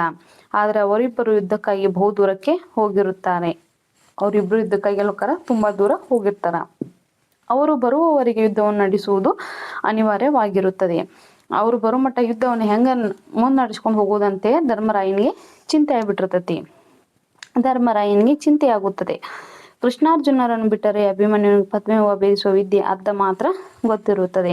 ಅವನಿಗೆ ವ್ಯೂಹವನ್ನು ಭೇದಿಸುತ್ತಾ ಒಳಗೆ ಹೋಗುವುದು ಗೊತ್ತು, ಆದರೆ ಅದರಿಂದ ಬಿಡಿಸಿಕೊಂಡು ಹೊರಬರುವುದು ತಿಳಿದಿಲ್ಲ. ಇಂತಹ ಸಂದರ್ಭದಲ್ಲಿ ಅಭಿಮನ್ಯು ದೊಡ್ಡಪ್ಪನಾದ ಧರ್ಮರಾಯನನ್ನು ಭೇಟಿಯಾಗುತ್ತಾನೆ. ನೋಡಿ, ಕೃಷ್ಣಾರ್ಜುನರಿಗೆ ಪದ್ಮವ್ಯೂಹವನ್ನ ಭೇದಿಸಲಿಕ್ಕೆ ಮಾತ್ರ ಗೊತ್ತಿರತ್ತ, ಹೌದಾ? ಕೃಷ್ಣ ಭೇದಿಸಿ ಮತ್ತು ಅದರಿಂದ ವಾಪಸ್ ಹೆಂಗೆ ಹೊರಗೆ ಬರ್ಬೇಕು ಅನ್ನೋದಂತಹ ಸಂಗತಿ ಗೊತ್ತಿರುತ್ತೆ. ಆದರೆ ಅಭಿಮನ್ಯುವಿಗೆ ಕೇವಲ ಪದ್ಮವ್ಯೂಹದ ಒಳಗಡೆ ಹೋಗಿ ಯುದ್ಧ ಮಾಡೋದು ಕಲೆ ಗೊತ್ತಿರುತ್ತೆ. ಆದ್ರೆ ಅದರಿಂದ ಭೇದಿಸಿ ಸಂಪೂರ್ಣವಾಗಿ ಹೊರಗಡೆ ಬರೋದು ಗೊತ್ತಿರುವುದಿಲ್ಲ. ಹೀಗಾಗಿ ಈತ ಏನ್ ಮಾಡ್ತಾನಪ್ಪ ಅಂತಂದ್ರೆ ತನ್ನ ದೊಡ್ಡಪ್ಪನಿಗೆ ನಾನು ಹೋಗ್ತೀನಿ, ಯುದ್ಧ ಮಾಡ್ತೀನಿ ಅಂತೇಳಿ ಹೇಳುವಂತಹ ಸಂದರ್ಭದಲ್ಲಿ ಕುಮಾರವ್ಯಾಸರು ತುಂಬಾ ಅದ್ಭುತವಾಗಿ ಇದರಲ್ಲಿ ಹೇಳಿದಾರೆ. ಬನ್ನಿ ನೋಡೋಣ, ಆಶಯವನ್ನು ನೋಡೋಣ. ಅಭಿಮನ್ಯುವಿನ ಸಾಹಸದ ಮಾತುಗಳನ್ನು ಆತ ಮಂಡಿಸುವ ರೀತಿಯನ್ನು ತಿಳಿಯಬೇಕು. ವೀರನಾದರೂ ನಯವಂತ ಮಾತುಗಳಲ್ಲಿ ಪರಿಣಾಮಕಾರಿಯಾದ ಉಪಮೆ, ರೂಪಕಗಳ ಬಳಕೆ, ಇವುಗಳನ್ನು ಅಭಿಮನ್ಯುವಿನ ಮಾತುಗಳಲ್ಲಿ ಗಮನಿಸಬೇಕು. ಅವನ ಮಾತಿನಲ್ಲಿ ಇರುವ ಆತ್ಮಸ್ಥೈರ್ಯ ಮೆಚ್ಚುವಂಥದ್ದು. ಧೈರ್ಯ ಮನುಷ್ಯನಿಗೆ ಅಗತ್ಯ. ಧೈರ್ಯದಿಂದ ಮುನ್ನುಗ್ಗಲು ಕಲಿಯಬೇಕು. ಮೊದಲು ಯಾವುದೇ ಕೌಶಲ್ಯವನ್ನು ಚೆನ್ನಾಗಿ ಕಲಿಯಬೇಕು, ನಂತರ ಸಾಹಸವನ್ನು ಪ್ರದರ್ಶಿಸಬೇಕು. ಯಾವುದೇ ವಿದ್ಯೆಯನ್ನು ಪೂರ್ಣವಾಗಿ ತಿಳಿಯಲು ಪ್ರಯತ್ನಿಸಬೇಕು. ನೋಡಿ, ಇಲ್ಲಿ ಏನ್ ಹೇಳ್ತಾರಪ್ಪ ಅಂದ್ರೆ ಅಭಿಮನ್ಯುವಿನ ಸಾಹಸದ ಮಾತುಗಳನ್ನ ನಾವು ಅವು ಯಾವ ರೀತಿ ತನ್ನ ದೊಡ್ಡಪ್ಪನಿಗೆ ಅದನ್ನ ಹೇಳಲಿಕ್ಕೆ ಪ್ರಯತ್ನ ಪಡ್ತಾನೆ. ನಯವಾಗಿ ಇರುವಂತಹ ಮಾತುಗಳನ್ನ ತುಂಬಾ ಅದ್ಭುತವಾಗಿ ಪರಿಣಾಮಕಾರಿಯಾಗುವ ಹಾಗೆ ಆತ ಮಾತನಾಡ್ತಾನ. ಅವನಲ್ಲಿ ಇರ್ತಕ್ಕಂತಹ ಆತ್ಮಸ್ಥೈರ್ಯ ಹೆಂಗಿರ್ತೈತೆ ಅಂದ್ರೆ ಈ ಯುದ್ಧವನ್ನ ನಾನು ಗೆಲ್ತೀನಿ, ಈ ಪದ್ಮವ್ಯೂಹ ಚಕ್ರವನ್ನ ನಾನು ಭೇದಿಸ್ತೇನೆ ಅನ್ನುವಂತಹ ಆತ್ಮಸ್ಥೈರ್ಯ ತನ್ನ ದೊಡ್ಡಪ್ಪನಿಗೆ ಹೇಳ್ತಾರ. ಹೀಗಾಗಿ ಇಲ್ಲಿ ಏನ್ ಹೇಳ್ತಾರಪ್ಪ ಅಂತಂದ್ರ ನಾವು ಯಾವುದೇ ವಿದ್ಯೆಯನ್ನು ಕಲಿದ್ರು ಅರ್ಧಮರ್ಧ ಕಲಿಬಾರ್ದು, ಪೂರ್ತಿಯಾಗಿನೇ ಕಲಿಯಬೇಕು. ಪೂರ್ತಿಯಾಗಿ ಕಲಿತ ಮೇಲೆ ನಾವು ಸಾಹಸಗಳಿಗೆ ಕೈ ಹಾಕ್ಬೇಕು ಅಂತ ಹೇಳ್ತಾರ. ಪ್ರವೇಶದಲ್ಲಿ ಏನ್ ಹೇಳ್ತಾರ? ನಿಶಾಂತನು ತರಗತಿಯಲ್ಲಿ ಅಧ್ಯಾಪಕರನ್ನು ಕೇಳಿದ. ನಮ್ಮ ಅಮ್ಮನಿಗೆ ಇವತ್ತು ನಾನು ಮನಸ್ಸು ಮಾಡಿದ್ರೆ 100 kg ಎತ್ತುತ್ತೇನೆ ಅಂದೆ. ಅದಕ್ಕೆ ಅವರು ನಿಂದು ಉತ್ತರನ ಪೌರುಷ ಅಂದರು. ಹಾಗೆಂದರೇನು ಎಂದು ಕೇಳಿದ. ನೋಡ್ರಿ, ನಿಶಾಂತ ಅವ್ರ ತಾಯಿಗೆ ಏನ್ ಹೇಳ್ತಾನ, ಅಮ್ಮ ನಾನು ಇವತ್ತು ಮನಸ್ಸು ಮಾಡಿದ್ರೆ 100 kg ಭಾರವನ್ನ ಎತ್ತೀನಿ ಅಂತಂದಾಗ ಅವ್ರ ತಾಯಿ ಅಂತ ಹೋಗೋ ಸುಮ್ನೆ ಮಾತಾಡತ್ತೀಯಲ್ಲ ನೀನು, ಅದು ಉತ್ತರ ಕುಮಾರನ ಪೌರುಷ, ಅದನ್ನೆಲ್ಲ ಹೇಳ್ಬೇಡ, ನನ್ ಮುಂದೆ ಹೋಗು ಅಂತ ತಳ್ಳಿ ಹಾಕ್ತಾಳ. ಹಾಗಾಗಿ ಆತ ಗುರುಗಳ ಹತ್ರ ಬಂದು ನಿಶಾಂತ ಏನ್ ಕೇಳ್ತಾನೆ ಕ್ಲಾಸ್ನಲ್ಲಿ, ಗುರುಗಳ ಉತ್ತರ ಕುಮಾರ ಅಂದ್ರೆ ಯಾರು? ನನ್ನ ತಾಯಿಗೆ ನಾನು ಹೀಗಂದಾಗ ನನ್ನ ತಾಯಿ ನನಗೆ ಹೀಗಂದ್ಲು, ಯಾರ ಉತ್ತರ ಕುಮಾರ ಅಂತ ಕೇಳ್ತಾನ. ಅಧ್ಯಾಪಕರು ಉತ್ತರನ ಪೌರುಷ ಒಲೆ ಮುಂದೆ, ನಿನ್ನ ಪೌರುಷ ಎಲೆ ಮುಂದೆ ಅಂತ ಗಾದೆ ಇದೆ. ಆಗ ಅವರ ಟೀಚರ್ ಏನ್ ಹೇಳ್ತಾರ, ಉತ್ತರ ಕುಮಾರನ ಪೌರುಷ ಒಲೆ ಮುಂದೆ, ನಿನ್ನ ಪೌರುಷ ಎಲೆ ಮುಂದೆ ಅಂತ ಗಾದೆ ಐತಿ ಅಂತ ಹೇಳ್ತಾರ. ಮಹಾಭಾರತದಲ್ಲಿ ಉತ್ತರ ಕುಮಾರ ಅಂತ ಒಬ್ಬ ಇದ್ದ. ತನ್ನ ರಾಜ್ಯದ ಹಸುವನ್ನು ವೈರಿ ಸೈನಿಕರು ಮುತ್ತಿದ್ದಾರೆ ಎಂದು ತಿಳಿದಾಗ ಮನೆಯ ಒಳಗೆ ಕುಳಿತು ನಾನು ಯುದ್ಧ ಮಾಡಿದರೆ ಹೇಗೆ ಗೆಲ್ಲುತ್ತೇನೆ ಎಂದೆಲ್ಲ ಜಂಬ ಕೊಚ್ಚಿಕೊಂಡ. ಆದರೆ ಯುದ್ಧ ರಂಗಕ್ಕೆ ಬಂದಾಗ ಅಪಾರ ಸೈನ್ಯ ನೋಡಿ ಹೆದರಿ ಓಡಿದ. ಅದಕ್ಕೆ ಯಾರಾದರೂ ಹೆದರಿ ಕೊಚ್ಚಿಕೊಂಡರೆ ಉತ್ತರನ ಪೌರುಷ ಎನ್ನುತ್ತಾರೆ ಎಂದು ಹೇಳಿದರು. ನೋಡಿ, ಮಹಾಭಾರತದಲ್ಲಿ ಯಾರಿದ್ರು ಉತ್ತರ ಕುಮಾರ ಅನ್ನುವಂಥ ಒಬ್ಬ ಬಾಲಕ ಇದ್ದ. ಅವ ಹೆಂಗಪ್ಪ ಅಂತಂದ್ರ ತನ್ನ ರಾಜ್ಯದ ಹಸುಗಳನ್ನೆಲ್ಲವನ್ನು ಶತ್ರು ರಾಷ್ಟ್ರ ಅಂದ್ರ ಶತ್ರು ಸೈನ್ಯ ಏನ್ ಮಾಡಿತ್ತು ವಶಪಡಿಸಿಕೊಂಡಾಗ ಆತ ಬಂದ ತನ್ನ ಅಡಿಗೆ ಮನೆಯಲ್ಲಿರ್ತಕ್ಕಂತಹ ತನ್ನ ಸೇವಕಿಯರಿಗೆ ಅಲ್ಲಿರ್ತಕ್ಕಂತಹ ಪ್ರತಿಯೊಬ್ಬರ ಪ್ರಜೆಗಳಿಗೆ ಏನ್ ಹೇಳ್ತಾನ, ನಾನು ಹಾಗೆ ಯುದ್ಧ ಮಾಡ್ತೀನಿ, ನಾನು ಹೀಗೆ ಯುದ್ಧ ಮಾಡ್ತೀನಿ ಅಂತ ಎಲ್ಲ ಜಂಬದ ಮಾತುಗಳನ್ನ ಆಡ್ತಿರ್ತಾನ. ಆದ್ರೆ ಅವ ರಣರಂಗಕ್ಕೆ ಹೋಗಿ ಯುದ್ಧ ಭೂಮಿಯಲ್ಲಿ ನಿಂತಾಗ ಅಲ್ಲಿ ಸೈನ್ಯವನ್ನ ನೋಡಿ, ಆ ಶತ್ರು ಸೈನ್ಯವನ್ನ ನೋಡಿ ಏನ್ ಮಾಡ್ಬಿಡ್ತಾನ, ಹೆದರಿ ಬಿಡ್ತಾನವ. ಹೀಗಾಗಿ ಹೆದರಿ ವಾಪಸ್ ಓಡ್ ಬರ್ತಾನೆ. ಹೀಗಾಗಿ ಏನಂತಾರ, ಉತ್ತರ ಕುಮಾರನ ಪೌರುಷ ಒಲೆ ಮುಂದೆ ನಿನ್ನ ಪೌರುಷ ಎಲೆ ಮುಂದೆ ಅನ್ನುವಂತಹ ಗಾದೆ ಐತಿ ಅಂತ ಹೇಳ್ತಾರ. ಅದಕ್ಕೆ ಸಿದ್ದಿಕ್ ಟೀಚರ್, ಮಹಾಭಾರತದಲ್ಲಿ ಸಾಹಸಿ ಯುವಕರು ಇರಲಿಲ್ವೇ ಎಂದು ಕೇಳಿದ. ನೋಡ್ರಿ, ಈಗ ಉತ್ತರ ಕುಮಾರ್ ಅಂತ ಪೌರುಷ ಇರ್ತಕ್ಕಂತಹ ಬಾಲಕರನ್ನೇ ಇದ್ರನ ಅದು ಸಾಹಸ ಮಾಡಿರುವಂತಹ, ಪ್ರದರ್ಶನ ಮಾಡುವಂತಹ, ಪರಾಕ್ರಮ ತೋರಿಸುವಂತಹ ಯಾವುದೇ ಬಾಲಕರು ಮಹಾಭಾರತ ಇರ್ಲಿಲ್ಲ ಅಂತ ಸಿದ್ದಿಕ ತಮ್ಮ ಟೀಚರ್ಗಳನ್ನ ಕೇಳ್ತಾನ. ಅದಕ್ಕೇನ್ ಹೇಳ್ತಾರ ಟೀಚರ್ ನೋಡಿ, ಯಾಕಿರ್ಲಿಲ್ಲ? ಅಭಿಮನ್ಯು ಕುಮಾರ ಅಂತ ಇದ್ದ. ಅವನು ಸುಭದ್ರೆ ಮತ್ತು ಅರ್ಜುನರ ಮಗ, ಮಹಾಸಾಹಸಿ. ಮಹಾಭಾರತ ಯುದ್ಧದಲ್ಲಿ ದ್ರೋಣರು ಪದ್ಮವ್ಯೂಹ ರಚಿಸಿದಾಗ ಅದನ್ನು ಒಡೆಯಲು ತಾನೇ ಹೋಗುತ್ತೇನೆ ಅಂದ. ಹಾಗೆಯೇ ಹೋದ. ನೋಡಿ, ಯಾಕಿರ್ಲಿಲ್ಲ? ನಮ್ಮ ಮಹಾಭಾರತದಲ್ಲಿ ಉತ್ತರ ಕುಮಾರ್ ಹೇಗಿದ್ದು ಅದೇ ರೀತಿಯಾಗಿ ತುಂಬಾ ಪರಾಕ್ರಮಿಯಾಗಿರುವಂತಹ ಒಬ್ಬ ವೀರ ಬಾಲಕ ಇದ್ದ. ಅವನ ಹೆಸರು ಅಭಿಮನ್ಯು. ಅವ ಯಾರ ಮಗ ಅಂತಂದ್ರ ಅರ್ಜುನ ಮತ್ತು ಸುಭದ್ರೆಯರ ಮಗನಾಗಿರ್ತಕ್ಕಂತಹ ಈತನು ಮಹಾಸಾಹಸಿಯಾಗಿದ್ದ, ಮಹಾವೀರನಾಗಿದ್ದ. ವೀರ ಬಾಲಕನಾಗಿರುವಂತಹ ಅಭಿಮನ್ಯು ಏನ್ ಮಾಡ್ತಾನ, ಪದ್ಮವ್ಯೂಹನ ಭೇದಿಸಿ ಒಳಗೆ ಹೋಗ್ತಾನ ಅಂತ ಹೇಳ್ತಾನ. ಕೊನೆಗೆ ಹೋಗ್ತಾನ. ಮುಂದೇನಾಗತ್ತ ನೋಡಿ, ಆದ್ರೆ ದುರದೃಷ್ಟ ಅವನಿಗೆ ಪೂರ್ಣವಾಗಿ ಪದ್ಮವ್ಯೂಹ ಒಡೆಯಲು ಆಗಲಿಲ್ಲ. ನೋಡ್ರಿ, ಅವನ ಅದೃಷ್ಟ ಸರಿ ಇರ್ಲಿಲ್ಲವಾಗ. ದ್ರೋಣಾಚಾರ್ಯರು ಪಾಂಡವರನ್ನ ಗೆಲ್ಲೇಬೇಕನ್ನುವಂತಹ ಉದ್ದೇಶದಿಂದ ಏನ್ ಮಾಡಿರ್ತಾರ, ಅದನ್ನ ಪದ್ಮವ್ಯೂಹವನ್ನು ನಡೆಸಿರ್ತಾರ. ತಾನು ಒಳಗೆ ಹೋಗಿರುವಂತ ಸಂದರ್ಭದಲ್ಲಿ ಆತನಿಗೆ ಅದು ಪೂರ್ತಿಯಾಗಿ ಭೇದಿಸಲಿಕ್ಕೆ ಬರುವುದಿಲ್ಲ. ಆದರೆ ಅವನ ಧೈರ್ಯ ಸಾಹಸ ಮೆಚ್ಚುವಂಥದ್ದು. ಹೇಳಿದ್ದನ್ನು ಸಾಧಿಸಲು ಅವನು ಮಾಡಿದ ಪ್ರಯತ್ನವನ್ನು ಮೆಚ್ಚಲೇಬೇಕು ಅಂದ್ರೆ ನೋಡ್ರಿ, ಆತನ ಧೈರ್ಯ ನಿಜಕ್ಕೂ ಮೆಚ್ಚಲೇಬೇಕು. ಆತನಿಗೆ ಹೊರಗೆ ಬರ್ಲಿಕ್ಕೆ ಗೊತ್ತಿಲ್ಲ ದಾರಿ, ಆದ್ರೂ ಕೂಡ ನಾನು ಗೆದ್ದೇ ಗೆಲ್ತೀನಿ ಅನ್ನುವಂತಹ ಒಂದು ಸಾಹಸ ಧೈರ್ಯ ಐತಲ್ಲ, ಅದಕ್ಕೆ ನಾವು ಆ ಪ್ರಯತ್ನಕ್ಕೆ ನಮ್ಮ ಮೆಚ್ಚುಗೆ ಇರ್ಲೇಬೇಕು ಅಂತ ಹೇಳ್ತಾರ. ಸಿಂಧು, ಅದನ್ನು ಸ್ವಲ್ಪ ವಿವರಿಸಿ ಟೀಚರ್ ಅಂದ್ರು. ಆಗ ಸಿಂಧುವಿನ ಕೇಳ್ತಾರ, ಅದು ಯಾವ ರೀತಿ ಅನ್ನೋದು ಹೇಳ್ರಿ ಸರ ಅಂತ ಕೇಳ್ತಾರ ಟೀಚರ್ಗೆ. ಟೀಚರ್, ಎಲ್ಲ ವಿವರಿಸಲು ಸಮಯ ಕಡಿಮೆ ಇದೆ. ಕುಮಾರವ್ಯಾಸ ಎಂಬ ಕವಿ ಕನ್ನಡದಲ್ಲಿ ಮಹಾಭಾರತವನ್ನು ಕರ್ನಾಟ ಭಾರತ ಕಥಾಮಂಜರಿ ಎಂಬ ಹೆಸರಿನಲ್ಲಿ ರಚಿಸಿದ್ದಾನೆ. ಅದರಲ್ಲಿ ಅಭಿಮನ್ಯುವಿನ ಮಾತುಗಳು ಬರುತ್ತವೆ.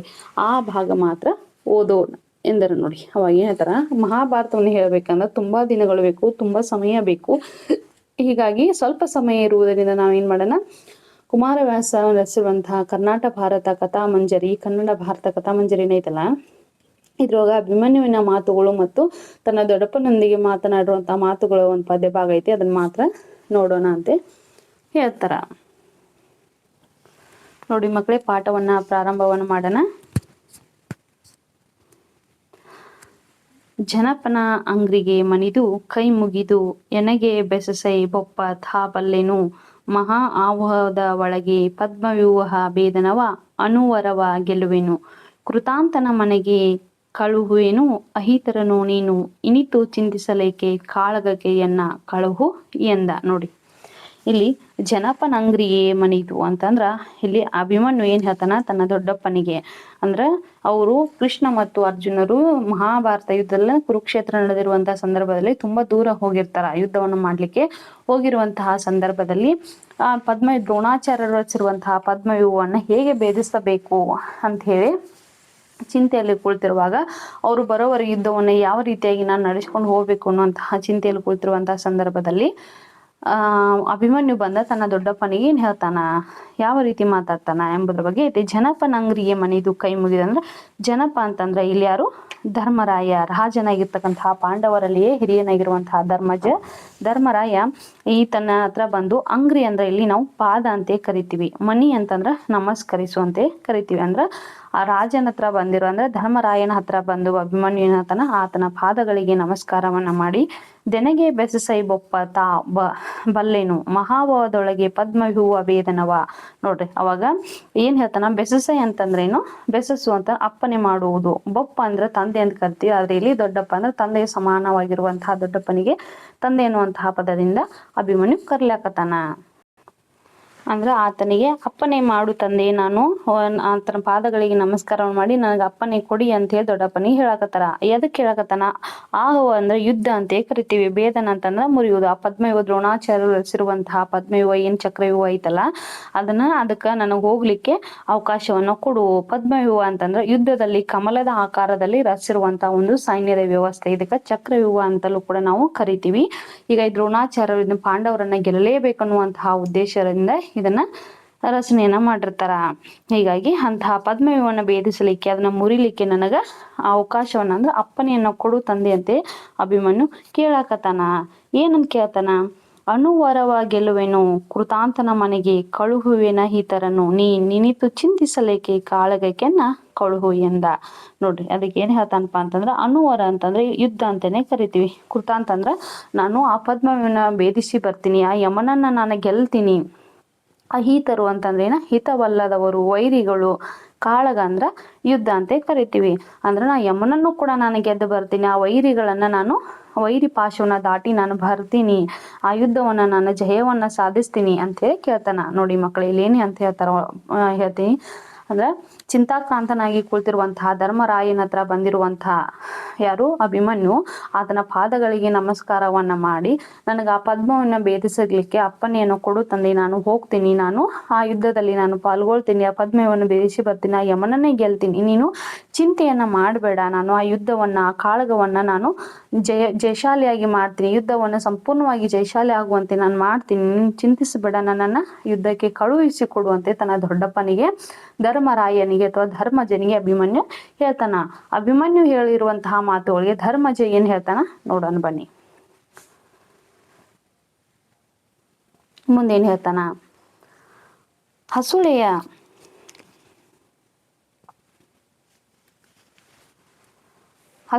ಅದಟಿನ ನುಡಿಯ ಕೇಳಿದು ನಸುನಗುತ್ತಾ ಧರ್ಮಜನು ಘನ ಪೌರುಷವು ನಿನಗೆ ಉಂಟು ಎಂದು ಕಂದನ ತೆಗೆದು ಬಿಗಿದು ಅಪ್ಪಿ ಸಿಸುವು ನೀನಲೇ ಮಗನೇ, ಕಾದುವರು ಸಮಬಲರು ಕಣ, ಮಹಾರಥರ ಎಸುಗೆಯನು ನೀನು ಎಂತು ಸೈರಿಸಲು ಆಪೆ ಹೇಳು ಎಂದ. ನೋಡಿ ಏನ್ ಹೇಳ್ತಾರಪ್ಪ ಅಂತಂದ್ರ, ಧರ್ಮಜ ಆತನ ಮಾತುಗಳನ್ನ ಕೇಳಿ ಹಸುಳೆಯ ದಟಿನ, ಹೌದಾ, ನುಡಿಯ ಕೇಳಿದು ನಸುನಗುತ್ತಾ ಧರ್ಮಜನು ಘನ ಪೌರುಷವು ನಿನಗೆ ಗುಂಟೆಂದು ಕಂದನ ತೆಗೆದು ಬಿಗಿಯಪ್ಪಿ. ನೋಡಿ ಏನ್ ಹೇಳ್ತಾನಪ್ಪ ಅಂತಂದ್ರ, ಹಸುಳೆ ಅಂತಂದ್ರೆ ಇಲ್ಲೇನು, ಮಗು ಅಂತ ಕರಿತೀವಿ, ಅದಟು ಅಂತಂದ್ರ ಪರಾಕ್ರಮ, ಹೌದಾ, ಘನ ಅಂತಂದ್ರ ದೊಡ್ಡ ಅಂತ ಕರಿತೀವಿ, ಶಿಶು ಅಂದ್ರ ಮಗು ಅಂತಾನು, ಶಿಶು ಅಥವಾ ಹಸುಳೆ ಅಂದ್ರ ಮಗು ಅನ್ನುವಂತಹ ಒಂದು ಪದ, ಕಾದುವರು ಅಂತಂದ್ರ ಯುದ್ಧವನ್ನ ಮಾಡುವವರು. ನೋಡಿ ಏನ್ ಹೇಳ್ತಾರ, ನೀನು ಸಣ್ಣ ಮಗು ಅದಿ, ನೀನ್ ಏನ್ ಹೇಳ್ತಾನ ಅಂತ ಹೇಳಿ ಧರ್ಮಜನು ನಸುನಗುತ್ತಾ ಮಗುನ ಮಾತನ್ನ ಕೇಳಿಕೊಂಡು, ಅಭಿಮನ್ಯು ವೀರ ಬಾಲಕನಾಗಿರ್ತಾನಲ್ಲ, ಬಾಲಕನ ಮಾತನ್ನ ಕೇಳಿರುವಂತಹ ದೊಡ್ಡಪ್ಪನಾಗಿರುವಂತಹ ಧರ್ಮಜ ಅಥವಾ ಧರ್ಮರಾಯ ನಸುನಗುತ್ತಾ ಬಂದು ಆತನ ನಿನ್ನ ಪೌರುಷ ಏನೈತಲ್ಲ, ನಿನ್ನ ದೊಡ್ಡದಲ್ಲಿ ನಿನ್ನಲ್ಲಿ ಇರ್ತಕ್ಕಂತಹ ಇಷ್ಟೊಂದು ಸಣ್ಣ ವಯಸ್ಸಿಗೆ ಇಷ್ಟೊಂದು ಪೌರುಷ ಐತಲ್ಲ, ನಿನಗೆ ಯಾರು ಸಮಾನರಿಲ್ಲ ಅಂತೇಳಿ ಆತನ ಬಂದ ಬಿಗಿದಪ್ಪಿ ಏನ್ ಹೇಳ್ತಾನ, ಶಿಶುವು ನೀನಲೇ ಮಗನೇ, ಕಾದುವ ಅಸಮಬಲರು ಕಣ, ಮಹಾರಥ ಸುಗೆಯನು ನೀನೆಂತು ಸೈರಿಸಲಾಪೆ ಹೇಳೆಂದ. ನೋಡಿ ಇಲ್ಲಿ ಅಸಮಬಲ ಅಂದ್ರೆ ಸಮಾನವಲ್ಲದ ಶಕ್ತಿಯನ್ನ ಉಳ್ಳವರು, ಎಸುಗೆ ಅಂತಂದ್ರೆ ಏನು, ಬಾಣ ಅಂತ ಕರಿತೀವಿ ಅಥವಾ ಬಾಣವನ್ನ ಪ್ರಯೋಗ ಮಾಡುವುದು, ಸೈರಿಸು ಅಂತಂದ್ರ ತಡೆದುಕೊಳ್ಳು, ಆಪೆ ಅಂದ್ರ ಸಮರ್ಥನಾಗುವೆ ಅಂತ ಅರ್ಥ. ಮಹಾರಥರಂತಂದ್ರೆ ಏನಪ್ಪಾ ಅಂತಂದ್ರೆ ರಥದಲ್ಲಿ ಇದ್ದುಕೊಂಡು ಇವ್ರು ಏನ್ ಮಾಡ್ತಾರೆ, ಏಕಾಂಗಿಯಾಗಿ 10,000 ಸೈನ್ಯವನ್ನ ಅಂದ್ರೆ 10,000 ಸೈನಿಕರಿಗೆ ಯುದ್ಧವನ್ನ ಮಾಡುವಂತಹ ಸಾಹಸಿಗಳಂತ ಹೇಳ್ತೀವಿ. ನೀನ್ ಇನ್ನೂ ಸಣ್ಣ ಮಗುವದಿ, ನಿನಗೆ ಯಾರು ಸಮಾನ, ಅಲ್ಲಿ ಶಿಶು ನೀನಲ್ಲಿ ಮಗು, ಇನ್ನ ಸಣ್ಣಾವಧಿ, ಆದ್ರ ಅಲ್ಲಿ ಏನೈತಪ್ಪ ಅಂತಂದ್ರೆ ಯುದ್ಧ ಮಾಡುವವರು ಅಂದ್ರ ನಿನ್ನ ಜೊತೆ ಯುದ್ಧ ಮಾಡೋರು ಅವರು ಸಮಾನವಲ್ಲದಂತಹ ಶಕ್ತಿ ಉಳ್ಳವರದಾರ.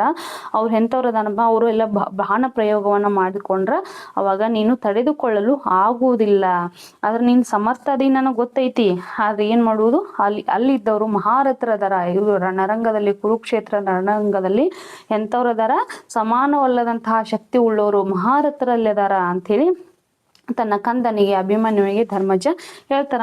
ಏನಂತ ಹೇಳ್ತಾನೆ ನೋಡಿ, ಇನ್ನೊಂದ್ಸಲ ಹೇಳ್ತೀನಿ, ನಸುನಗುತ್ತಾ ನಕ್ಕೊಂತ ಬಂದು ಅಭಿಮನ್ಯುವಿನ ಪರಾಕ್ರಮದ ಮಾತುಗಳನ್ನು ಕೇಳಿರುವಂತಹ ಧರ್ಮಜ ಅಭಿಮನ್ಯುವಿಗೆ ಏನ್ ಹೇಳ್ತಾನಪ್ಪ ಅಂತಂದ್ರೆ, ನೀನ್ ಇನ್ನೂ ಸಣ್ಣಾವಧಿ, ನೀನ್ ವೀರ ಬಾಲಕದಿ, ನಿನ್ನ ವಯಸ್ಸಿಗೆ ನೀನ್ ಇಷ್ಟೊಂದು ಪರಾಕ್ರಮದ ಮಾತುಗಳನ್ನ ಆಡಿದ್ದು ತುಂಬಾ ದೊಡ್ಡದು, ನಿನ್ನ ಅಂದ ಘನತೆಗೆ ತುಂಬಾ ಏನದ ಪೌರುಷ ಇರುವಂತಹ ಮಾತುಗಳನ್ನ ನೀನ ಆಡಿದಿ ಅಂತ ಆತನ ಬಿಗಿದಪ್ಪಿ ಆತನ ಆಪಿಕೊಂಡು ಸಮಾಧಾನವನ್ನ ಪಡಿಸಿ ಏನ್ ಹೇಳ್ತಾನ, ಆದ್ರ ನೀನು ಮಗುವದಿ, ಇಂತಹ ಬಾಲಕನ ಜೊತೆ ಹೋರಾಡಲು ಅಲ್ಲಿ ರಂಗದಲ್ಲಿ, ಕುರುಕ್ಷೇತ್ರ ರಂಗದಲ್ಲಿ ಎಂತದರ ಸಮಾನವಲ್ಲದಂತಹ ಶಕ್ತಿ ಉಳ್ಳಂತಹ ಯಾರ ಮಹಾರಥರು ಕೂಡ ಅಲ್ಲಿ ಅದಾರ. ಅವರು ಕೊಡುವಂತಹ ಬಾಣ ಪ್ರಯೋಗವನ್ನ ತಡೆದುಕೊಳ್ಳಲು ಆಗುವುದಿಲ್ಲ. ನೀನ್ ಎಷ್ಟೇ ಸಮರ್ಥನಾಗಿದ್ದರೂ ಕೂಡ ಅಲ್ಲಿ ಮಹಾರಥರು ಅಂದ್ರ ಏಕಾಂಗಿಯಾಗಿ ರಣರಂಗದಲ್ಲಿ ಹೋರಾಡುವಂತ 10,000 ಸೈನಿಕರ ಜೊತೆ ಹೋರಾಡುವಂತ ಸಮಾನ ಉಳ್ಳಂತ ಶಕ್ತಿ ಉಳ್ಳಂತ ವ್ಯಕ್ತಿಗಳು ಅಲ್ಲಿದಾರ ಅಂತ ಹೇಳ್ತಾನ. ನೋಡಿ ಮುಂದೆ ನೋಡೋಣ. ಅದಕ್ಕೆ ಮತ್ತ ತನ್ನ ಧರ್ಮಜ ಅಂದ್ರೆ ತನ್ನ ದೊಡ್ಡಪ್ಪ ಹೇಳಿರುವಂತಹ ಮಾತಿಗೆ ಅಭಿಮನ್ಯು ಏನಂತ ಉತ್ತರವನ್ನ ಕೊಡ್ತಾನ, ಮತ್ತೇನಂತ ಹೇಳ್ತಾನ. ಬಿಡು ಮರಿಚಿಯ ತೊರೆಗೆ ಹರುಗೋಲ ಇಡುವರು ಉಂಟೆ, ಲೆಪ್ಪದ ಉರುಗನ ಹಿಡಿಯಲು ಏತಕೆ ಗರುಡ ಮಂತ್ರವು, ಚಪಲನು ಎನ್ನದಿರು ಕೋಡನ ಮಗನ ಕುಮಂತ್ರದ ಒಡ್ಡಿನ ಕಡಿತಕ್ಕೆ ಆನು ಅಂಜುವೆನೆ, ವೆಗ್ಗಳ ನುಡಿಯಲು ಅಮ್ಮೆನು ತನ್ನನ್ನು ಈಗಲೇ ಬಿಟ್ಟು ನೋಡು ಎಂದ. ನೋಡ್ರಿ ಎಂತಹ ಮಾತುಗಳನ್ನ ಹೇಳ್ತಾನಪ್ಪ ಅಂದ್ರ, ಬಿಡು ಮರಿಚಿ ಅಂತಂದ್ರೆ ಏನ ಹೇಳಿದ್ನಲ್ಲ, ಬಿಸಿಲು ಕುದುರೆ ಅಥವಾ ಮೃಗಜಲ ಅಂತ ಕರಿತೀವಿ. ಅಂತ ಮರುಭೂಮಿಗಳಲ್ಲಿ ಅಥವಾ ನಾವು ದಾರಿಯಲ್ಲಿ ಹೋಗ್ತಿರ್ಬೇಕಾದ್ರೆ ತುಂಬಾ ಲಾಂಗ್ ಡ್ರೈವ್ ಹೋಗ್ತಿರ್ತೇವಲ್ಲ, ಅವಾಗ ದೂರದಲ್ಲಿ ದೊಡ್ಡ ನದಿ ಐತಂತೇನೋ ಅನ್ನಿಸ್ತಾ ಇರತ್ತ, ಬಿಸಿಲು ಕುದುರೆ ಇರಂತ ಅನ್ನಿಸ್ತಾ ಇರತ್ತ. ಹೀಗಾಗಿ ಮೃಗಜಲ ಅಂತ ನಾವು ಕರಿತೀವಿ. ನೀರೈತ ಅನ್ನುವಂತ ಒಂದು ಭ್ರಮೆಯನ್ನು ಸೃಷ್ಟಿ ಮಾಡುವಂತ ಒಂದು ಸಂದರ್ಭ ಅಂತಾನೆ ಹೇಳಬಹುದು. ಹೀಗಾಗಿ ಬಿಸಿಲಿನ ಸಂದರ್ಭದಲ್ಲಿ ದೂರದಲ್ಲಿ ನೀರಿದ್ದಂತೆ ನಮ್ಮ ಕಣ್ಣಿಗೆ ಗೋಚರವಾಗ್ತೈತೆ, ಅದ್ರ ಹತ್ತಿರ ಹೋಗಿ ನೋಡಿದಾಗ ಅಲ್ಲಿ ನೀರದು ಏನೂ ಇರುವುದಿಲ್ಲ. ಸಾಮಾನ್ಯವಾಗಿ ಯಾವ ಸ್ಥಿತಿ ಇರ್ತೈತೆ ಅದೇ ಸ್ಥಿತಿಯಲ್ಲಿ ಗೊತ್ತಾಗ್ತತಿ. ತೊರೆ ಅಂತಂದ್ರ ನದಿ, ಹೊಳೆ ಅಂತ ಕರಿತೀವಿ. ಹರುಗೋಲ ಅಂತಂದ್ರ ನಾವಿ, ದೋಣಿ ಅಂತ ಕರಿತೀವಿ. ಲೆಪ್ಪ ಅಂತಂದ್ರ ಒಂದು ವಿಗ್ರಹಗಳನ್ನ ಮಾಡಲು ಬಳಸುವಂತಹ ಒಂದು ಏರಕ. ಆಮೇಲೆ ಉರಗ ಅಂದ್ರ ಹಾವು. ನೋಡಿ ಏನಂತ ಹೇಳ್ತಾನ, ನೀನು ಇಂಥದೆಲ್ಲ ಬಿಟ್ಬಿಡು ಮರಿಚಿ, ಏನೈತಲ್ಲ ಈ ತರ ಮೃಗಜಲ ಅಲ್ಲಿ ಏನೇ ಇರಲಿ, ಹಳ್ಳ ಕೊಳ್ಳ ನದಿ ಯಾವುದೇ ಇರಲಿ ಅಂತದ ಮೃಗಜಲ ಇರಲಿ, ಇಂಥದ್ನೆಲ್ಲ ನೀನು ಬಿಡು. ನಾವೀಗ ಮೃಗಜಲ ಅಂತಂದ್ರೆ ನೋಡಿ ಇಲ್ಲಿ ಏನ್ ಹೇಳ್ತಾನಪ್ಪ ಅಂದ್ರೆ ಅಭಿಮನ್ಯು, ಅಂತಹ ಮೃಗಜಲ ಅಂತಂದ್ರೆ ಏನು, ಅವರು ಮೋಸದಿಂದ ಮಾಡಿರುವಂತಹ ಆ ಚಕ್ರವ್ಯೂಹ ಏನೈತಲ್ಲ ಅದರಲ್ಲಿ ಅವರು ಮೃಗಜಲದಂತೆ, ಅದರಲ್ಲಿ ನಾವು ದೋಣಿಯನ್ನ ನಡೆಸಲಿಕ್ಕೆ ಏನಾದ್ರೂ ಸಾಧ್ಯವಾಗ್ತತಿ? ಇಲ್ಲ. ನಾವು ಹಾವನ್ನು ಹಿಡಿತೀವಿ ಅಂತ ಗರುಡ ಮಂತ್ರವನ್ನ ಉಪಯೋಗಿಸಿದ್ರೆ ಅದು ಸಾಧ್ಯವಾಗ್ತತಿ? ಇಲ್ಲ. ಅಂದ್ರೆ ಅವರೆಲ್ಲ ಮೃಗಜಲ ಇದ್ದಂತದಾರ, ಅದರಲ್ಲಿ ದೋಣಿಯನ್ನ ನಡೆಸಲಿಕ್ಕೆ ಸಾಧ್ಯವಾಗುವುದಿಲ್ಲ. ಹೀಗಾಗಿ ಗರುಡ ಮಂತ್ರವನ್ನ ಹಾಕಿ ಅವ್ರನ್ನ ಹಿಡಿಲಿಕ್ಕೆ, ನಾವು ಹಾವನ್ನು ಹೆಂಗ್ ಹಿಡಿತಾರಲ್ಲ ಆ ರೀತಿ ಹಿಡ್ಲಿಕ್ಕೆ ಸಾಧ್ಯವಾಗುವುದಿಲ್ಲ. ನೀನ್ ಯಾಕೆ ಅಷ್ಟು ಅಂಜಿತಿ ಅಂತ ಹೇಳ್ತಾನ. ಕೋಡನ ಮಗನ ಕುಮಂತ್ರ ದೊಡ್ಡಿನ. ನೋಡಿ ಕೋಡನ ಮಗ ಅಂದ್ರೆ ಇಲ್ಲಿ ದ್ರೋಣಾಚಾರ್ಯರು ಅಂದ್ರೆ ಕೊಡದಿಂದ ಹುಟ್ಟಿದಾರ ಅನ್ನುವಂತಹ ಒಂದು ಪ್ರತೀತಿ ಐತಿ. ಇವರು ಕೌರವರು ಮತ್ತು ಪಾಂಡವರಿಗೆ ವಿದ್ಯೆಯನ್ನು ಹೇಳಿಕೊಟ್ಟಂತಹ ಗುರುಗಳು ದ್ರೋಣಾಚಾರ್ಯರು. ಇವರು ಒಡ್ಡಿರುವಂತಹ ಏನು ಆಲೋಚನೆ, ಮೋಸದಿಂದ ರಚಿರುವಂತಹ ಏನದು ಇದೈತಲ್ಲ ಆಮಂತ್ರಣ, ಅವ್ರ ಆಮಂತ್ರಣ ಏನು ಕುತಂತ್ರದಿಂದ ಮೋಸದಿಂದ ಏನ್ ರಚಾರಲ್ಲ ವ್ಯೂಹ, ಅದನ್ನ ನಾನು ಗೆದ್ದು ಬರ್ತೀನಿ, ನನ್ನ ಕಳುಹಿಸಿ ನೋಡು ಅಂತ ಹೇಳಿ ಒಂದ್ಸಲ ನನ್ನೆಲ್ಲ ಯುದ್ಧದ ರಂಗಕ್ಕೆ ಬಿಟ್ಟು ನೋಡು ಅಂತೇಳಿ ಯಾರಿಗೆ ಹೇಳ್ತಾರ, ಅಭಿಮನ್ಯು ತನ್ನ ಧರ್ಮಜನಿಗೆ, ತನ್ನ ದೊಡ್ಡಪ್ಪನಿಗೆ ಧರ್ಮರಾಯನಿಗೆ ಹೇಳ್ತಾನ. ನೋಡಿ ಮಕ್ಕಳೇ ಏನಂತ ಹೇಳ್ತಾರ, ಇನ್ನೊಂದ್ಸಲ ಹೇಳ್ತೀನಿ ಅಂತಂದ್ರ, ಅವರೆಲ್ಲ ನನಗೆ ಮೃಗಜಲದಂತೆ, ಅಂತರಲ್ಲಿ ದೋಣಿಯನ್ನು ನಡೆಸಲಿಕ್ಕೆ ಸಾಧ್ಯವಾಗ್ತತನ? ಇಲ್ಲ. ಆಮೇಲೆ ಅವರು ಹಾಕಿರುವಂತಹ ಗರುಡ ಮಂತ್ರದಿಂದ ನಾವು ಹಾವನ್ನು ಹಿಡಿತೀವಿ ಅಂದ್ರೆ ಅದಕ್ಕೆ ಸಾಧ್ಯವಾಗ್ತತಿ?